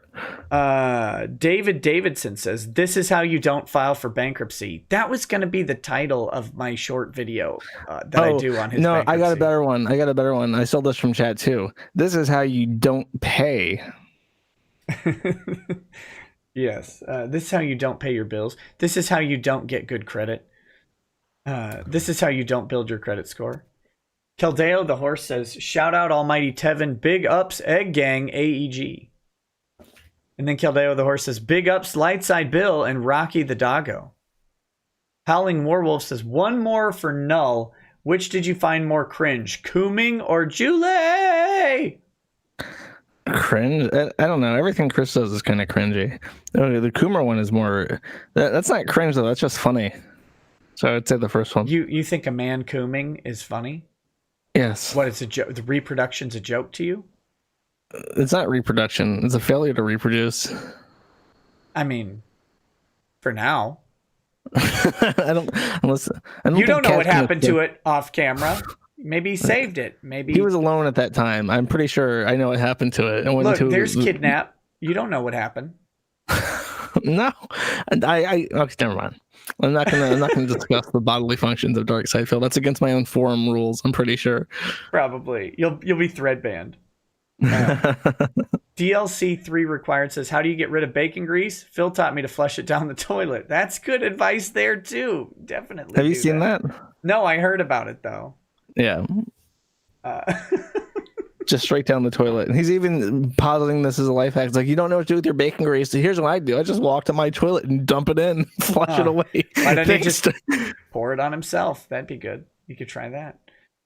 Samurai Zenji says, it's greed. Greed is massively strong. And Rural says, you should get yourself a pair of Ranger panties. That's a Phil quote, by the way. The greed thing.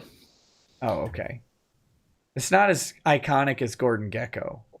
No. The only reason why I know it is because Liquid Richard remixed it into one of his songs. Big ups to Liquid Richard and Sean Ranklin.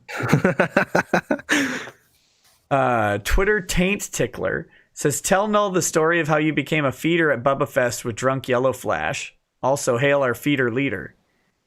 I've not heard that story. So I'm at Bubba Fest with Yellow Flash. What's Bubba Fest? Bubba Fest was a Southern culture celebration in Knoxville, Tennessee last year. Had such guests as Vic Mignogna. Also Dog the Bounty Hunter, the Moonshiners, Chuck Norris. Is that the was one there. that you got a picture of you in shorts taking that? Yeah, me and Chuck Norris were in that one. But the one in shorts is probably Anime Matsuri that you're thinking of. Although I think I was in shorts at Bubba Fest too, because I'm in shorts generally everywhere. Anyway, so it's a Southern Southern culture convention, and so I'm there. Yellow Flash is there, and we go out drinking. We'd already been drinking quite a bit, and then my wife decided to turn in for the evening. And we were with that umbrella guy who also turned in for the evening. So Flash and I are like, well, where are we going to go? Because the bar's closed. But we found out there was a bar that was open till 3 a.m. about a half mile away. So we walked over to that bar, and I was hungry, and they served pizza. So I bought this pizza, and then Flash and I are just sitting there, and he's ordering a bunch of drinks, and I'm getting just absolutely trashed. And this big fat lady next to me starts talking to us. And Flash is like, what, you don't know who we are? We're really important YouTubers or whatever. And she wasn't getting the joke. And she started getting mad at him and yelling at him. And I was like, well, I know how to fix this. And so I offered her pizza to stop fighting with Flash. And she took 2 slices because she's a fatso. I was like, I offered you 1 slice of pizza, but This big lady took 2. So the joke is that she took 2 slices of pizza. That's the build up. It wasn't the buildup. Like I controlled the situation by feeding a fat woman. Okay, well that's like throwing a dog treat to get the dog to go away. Yeah, well, it worked. I knew it would work, and it did. That was great. So it wasn't a joke. It was just a story of what actually happened. That's Feed the fat. Don't feed the skinny. It doesn't work on them. You gotta know you gotta give them meth or whatever. Snoutfoot says, fun facts. Null stands for freedom of speech, but hides in bitch ass France. Baiting and jelly. He's Europe and I'm not. He's in Europe and I'm not. They're saying they're just jealous of you. Who won the last presidential election in the reptilian mecca known as Beverly Hills? Communist Republics of California.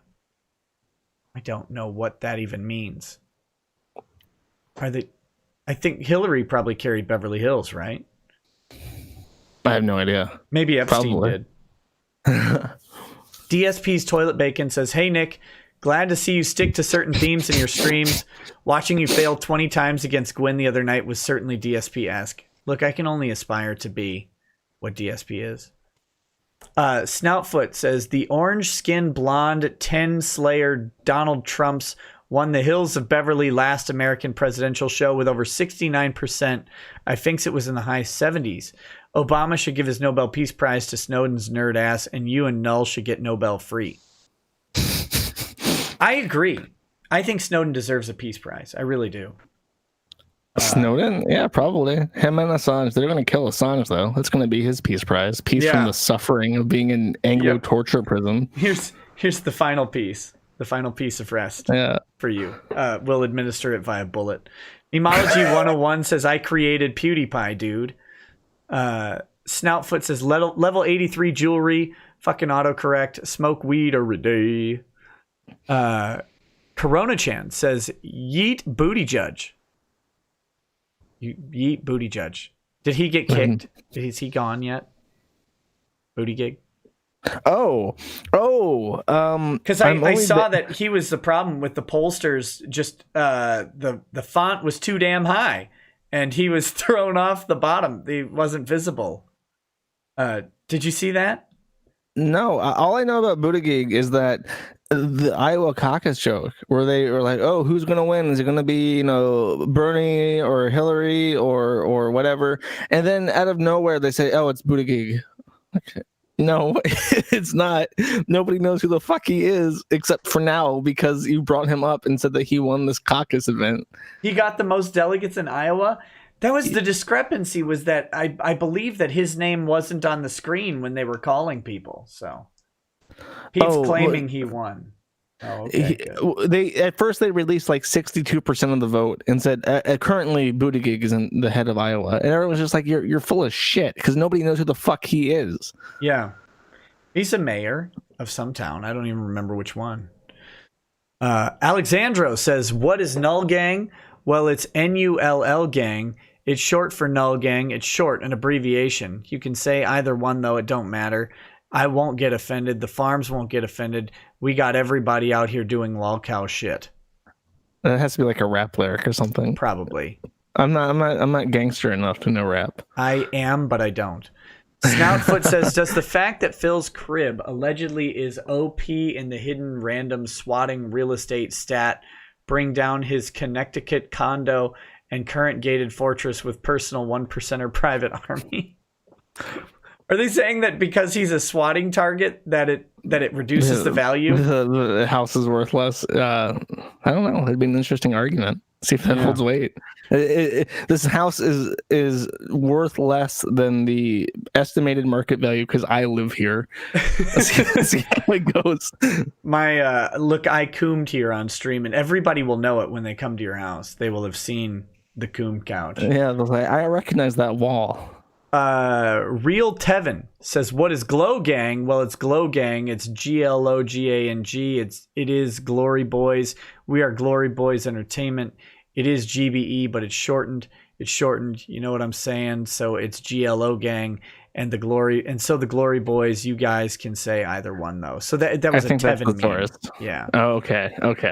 Flandre Scarlet says, I can't be the only one that thinks the blatant inaccuracies in the filing is step one of Phil's master plan to manipulate his detractors into doing most of his bankruptcy work for him. In an amendment, of course. That's fair. That'd be 4D chess. Yeah, that would be a genuine win. Karite Sumatai says, I came here to a woo at you. Question for Null. Would you rather look Tess Holiday in the eye as you feed her, or do a full karaoke version of Telephone a Woo, also a woo? Probably the one that involves singing and not interacting with crazy fat people. Would you rather look Tess Holiday in the vagina as you feed her, or do the full karaoke version of Telephone a Woo? That's even worse. I want as little contact with people on the internet as possible. You didn't have to touch it. Well, eye contact is contact. But it's not eye contact. You're not making eye contact with okay, it. You know what? My eyes are contacting things. That's what matters. I don't think it works that way. Your eyes are maybe. That's the Eichenwald theory, right? That's the theory in that criminal case against the guy who aggressively memed Kurt Eichenwald. Is that the photons from the thing battered Kurt Eichenwald's eyes? Precisely. That's why my choice makes sense. Eichenwald needs to have his eyes battered in Minecraft. Dave Youngson says, since DSP claimed he has no copyrights or trademarks, that means we can steal his videos and DSP logos and such. Oh, that's a good point. He definitely has the Dark Side Phil brand, right? Like that's... Oh, yeah, the King of Hate domain, all that stuff. Yeah, he's had that for years. That's definitely a common law trademark. Because Darkside Phil is not his generic name. No, it's his DBA, and his the King of Hate thing is something that he's done business under for a long time. Yeah, there's all sorts of stuff that he doesn't claim. Man, that's amazing. Digibros Informant says, Null, Digibro's leafy friend named Ben Saint got Chris Chan to interact with him, and using that to promote himself. He also said the farms is really lame. They just keep saying, remember what Chris did something 8 years ago, and not talk about anything new. Because Chris was funny 8 years ago, and now he's just a puppet for mentally ill spastics. That's why. But Ben Saint must disagree. Well, Ben Saint can eat shit. Because I don't know what's going on with Chris, but all those people should be in fucking prison for being psychotic, manipulative assholes. I don't know who Ben Saint is. I don't know who he is either. Oh, okay, good. Let's see. There's just like 6 more, and then we'll be done. Raul Urbina says, after being unemployed since October, I finally got a job interview tomorrow. Wish me luck. Hey, good luck, buddy. Hopefully it works out for you. And you don't get killed or whatever. Asia Frazier says, save the bacon grease and saute spinach and garlic. Yes, you should do that. Bacon grease, also fried cabbage in bacon grease is delicious. Tech Nerd Gaming, thank you for the donation. Bad Vibe says, reproduction is funny. You should see your face. You should see your faces mid-coitus, from Dogma. Battleman 3 says, I want in on this before it's over. Rotten hell, Dave. Who's Dave? Darkside Phil. Oh, his name isn't Dave, is it? It's Phil.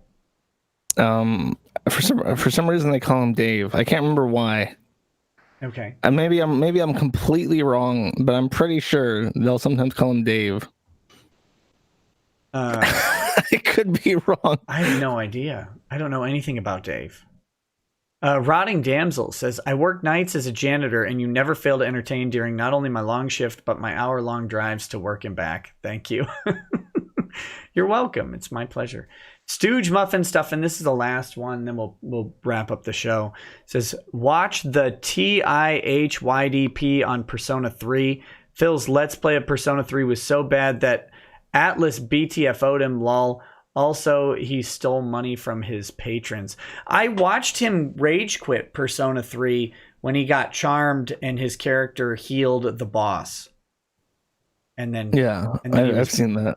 He's like, this game isn't fair. blah, blah, blah, blah. And I was like, but a bunch of people beat Persona 3, so it must. He beat Sekiro. I haven't beaten Sekiro. I remember when he beat Sekiro, it got posted all over V, and everyone was like, "You have no excuse now. Dark Side Phil beat Sekiro. If you haven't beaten Sekiro, you're literally worse than Dark Side Phil." So what happens if I beat it before you do? Oh fuck! Don't make that a thing. I will lose the thing because I'm bad at video games. Because I just boomered through Dark Souls 1. I've never played a Souls game before, and I played. No, Sekiro is my first too. I've been told that Sekiro is really hard because you don't have rolls and stuff. You have to like actually parry. Well, I heard Sekiro is hard if you played Souls games, but I've also heard that Sekiro is less hard. Sekiro is hard. I've heard it's less hard if you didn't play Souls games, though. Because the main difference between the two is that Dark Souls relies on a mechanic of rolling and dodging. Sekiro does not. You cannot adequately dodge most things. You have to parry. There are certain moves that are big, that are heavy attacks that you have to get away from, but most of it is timing for parrying and getting counterattacks in. So if you are used to the roll mechanics of Dark Souls, you might try to roll away and keep getting hit. But if you, but even I've never played Dark Souls. I think I played the original up until the first boss, and then I gave up. God, quitter. For Sekiro is hard for me, but it's awkward for people who have mastered Dark Souls, I think.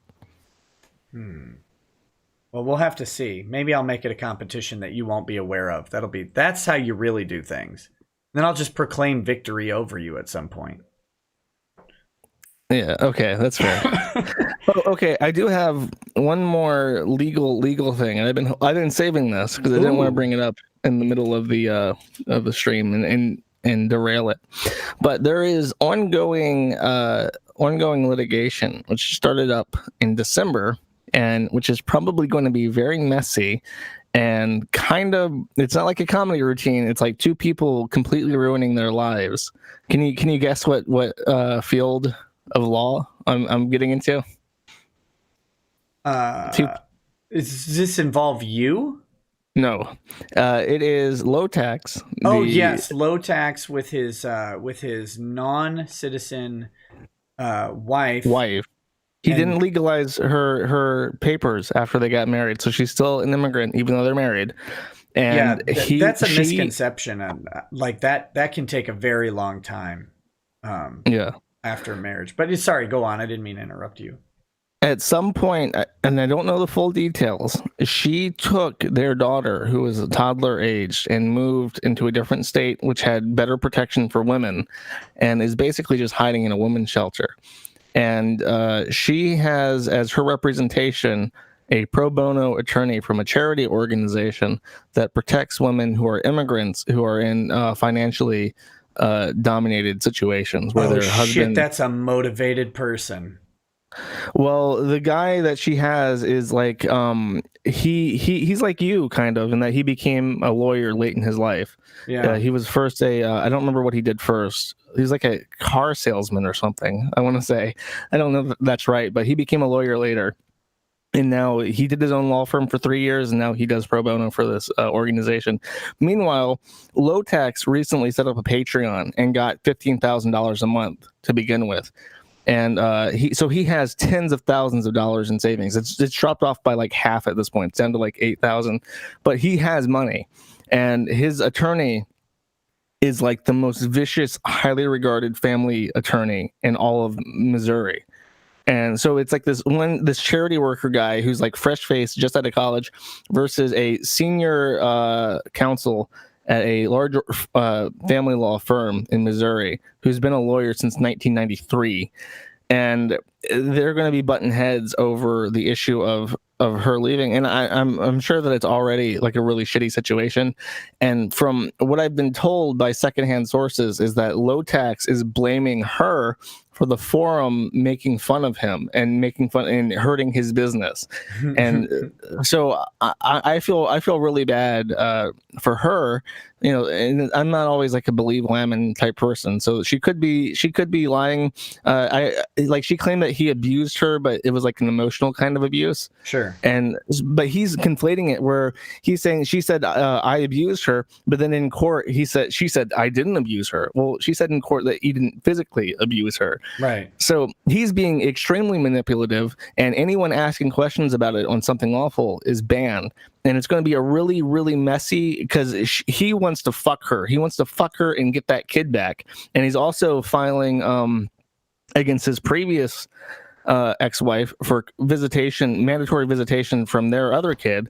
And he's crowdfunded tens of thousands of dollars to renovate his website and get new software and stuff. And it's all being pumped directly into the super lawyer family attorney to fuck all these women that he's had in his life that he has vendettas against now. That's great. That seems like a disaster. And I even said, I put out to the people, I don't know if they're actually ferreting messages or what, but I said, like, if required, I will gladly sign an affidavit saying that I have never been convinced by any person or encouraged by this person to defame Low Tax's character. I'm not at behest of anyone. So I do that on my own. Yeah, I do that for fun. That's the job description. So I don't know. I think it's going to be really messy, and I don't know how much of it's going to be public because it involves minor children and that stuff. Yeah. But it's going to be one thing I'll say is family law is this great place where this super crazy lawyer blah blah blah. I don't put any. Well, I usually just don't have any respect for other lawyers anyway. I don't put much stock in that. But my first case that I took was a family law case against a 30-year family law practitioner, and I stomped the shit out of her at every single hearing. It was great, and we won on every single issue. What? Representing the women in the case? I was. Okay. We're doing good. We got Team Fresh Face over here. We're stacking the chips in our favor. Yeah, it was this. It was a great case. The dad. It wasn't. They were never married, but the dad, was beating on the kid and beat up the mom and stuff, and then she got a restraining order against him and stuff like that. But then he didn't want to pay child support for the time that he was away from the restraining order because he didn't think that was fair. It's like, well, you still have to pay child support under Minnesota law. Like that doesn't change just because you chose to beat them and get a restraining order. Yeah, and it's crazy because she set up an emergency GoFundMe. Mm-hmm. She wanted $3,000 to cover living expenses while she's in the shelter because there's other stuff you need that the shelter doesn't provide.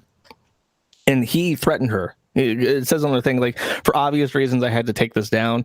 And it's like he went after his child's TARP fund from strangers, and I donated to it, and I think that's why he thinks I'm coordinating with her to attack him or something. But it's extremely strange, and it's like, surely it's $3,000. He's making $9,000 on Patreon. He shouldn't be going after this woman's his wife and the mother of his child, the current custodian of his child. Shouldn't be going after that money. Listen to you. The violins are playing. I know. I'm just saying.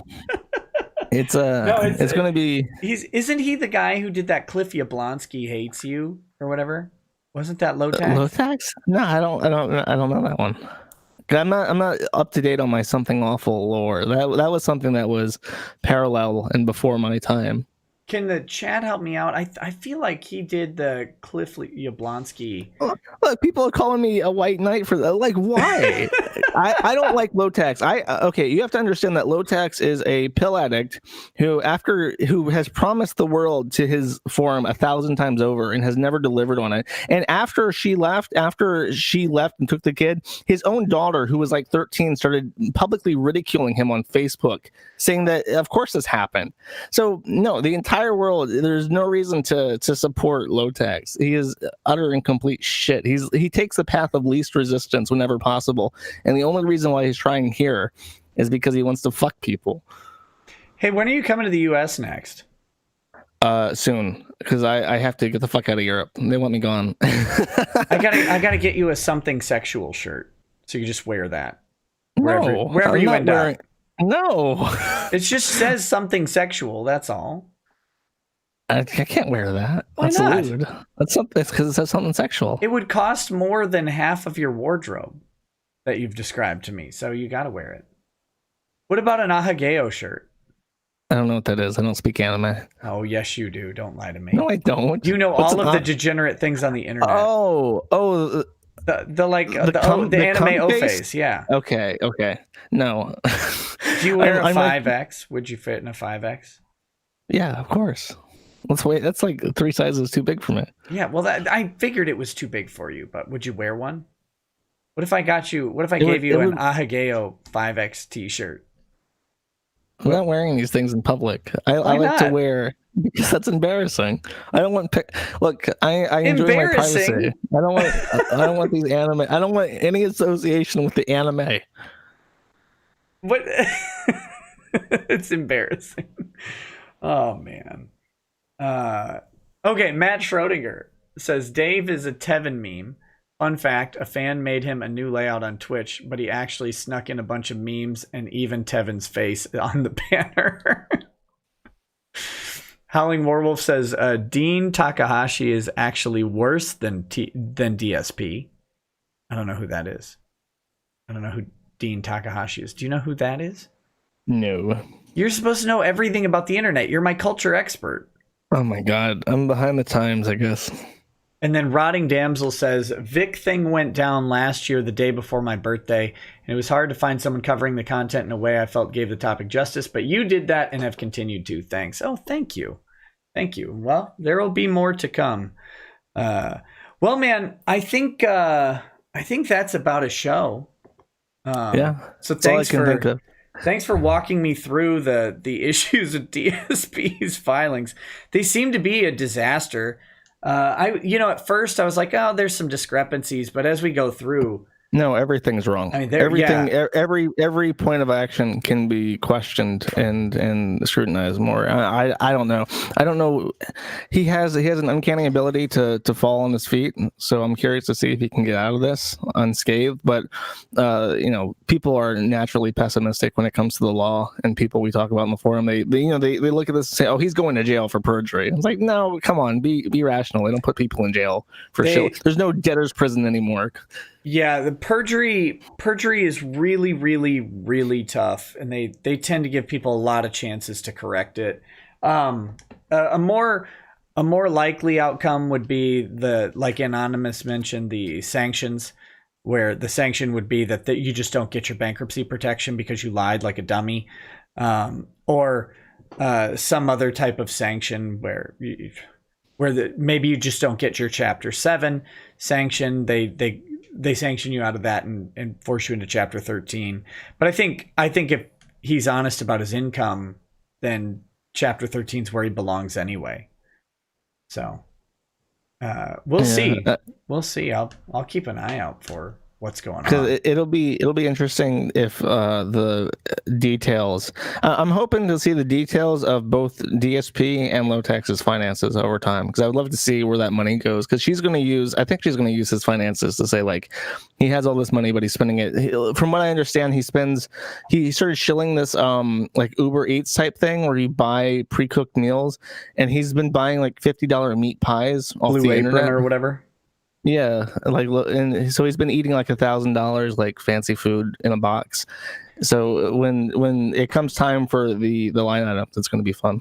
Oh yeah, especially because if she gets custody, well, even if she doesn't, like the amount that they each make is going to matter. Both of their incomes will matter.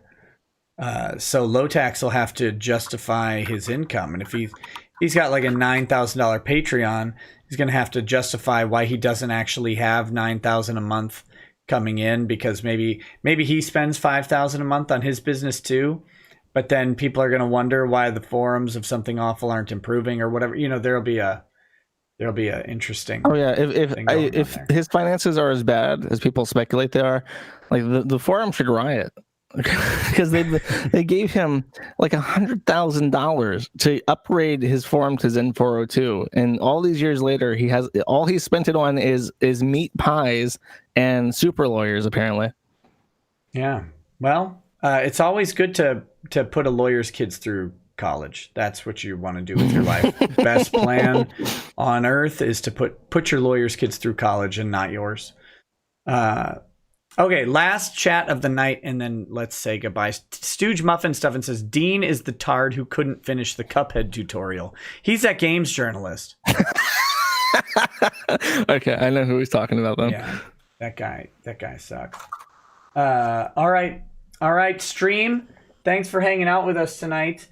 And is there anything you want to plug or say or do or whatever? Okay. There's two different things. I am currently financing a new server for my poor Kiwi farms. It is suffering. Completely unrelated. I also do a podcast at madattheinternet.com, which you can financially support there. So those two things. If you want to check out the forum, it's kiwifarms.net. If you want to support the podcast, totally unrelated, madattheinternet.com, and that's it. How do people help you fund the server? I'm going to do a merchandise run, and I want to sell stickers with the forum logo on it, like little itty bitty stickers. And I want people to buy the sticker rolls and go to their universities and put the logos all over everything. And then when the trainees come to the school and they see the logos, they'll freak out. And people will be like, why are these innocuous looking stickers causing so much mental agony? And they'll have to explain that. That sounds good. How much do you need to raise for the server? Like, I have no idea what this type of stuff costs. Or do you not want to discuss that? No, I'll admit it. It's going to be expensive. I would like when I go through it and I look at suggestions and what the hardware would be for an upgrade, and specifically for the storage we need for all the static files and to keep it future-proofed for the next few years, it's probably going to be about $5,000 per server. So that's a lot of stickers. Well, talk to me in private, and I'll see if I can help too. Because I have beliefs that must be upheld. The sticker related beliefs. Sticker related beliefs. Maybe I could charity fund a bunch of stickers for people to take to colleges, because I'm not allowed on college campuses or whatever. Are you banned? You can't do speeches at colleges? No, I haven't done any, so I must be. Yeah, try. I'm kind of a big deal. I should be on every college campus. I should be speaking at weddings and funerals and everything. Yeah, you should encourage people to go into copyright law so they can screw over YouTube. That would be good. That would be good. God, that'd be great. Well, anyway, thanks for hanging out with us tonight, guys. Check out the show. I'm not doing Twitch tonight because I'm dead tired. But Greer stream is soon. I got to just organize with Sriracha to figure out when we can do it. But anyways, y'all have a good night. Peace. Take it easy. Peace.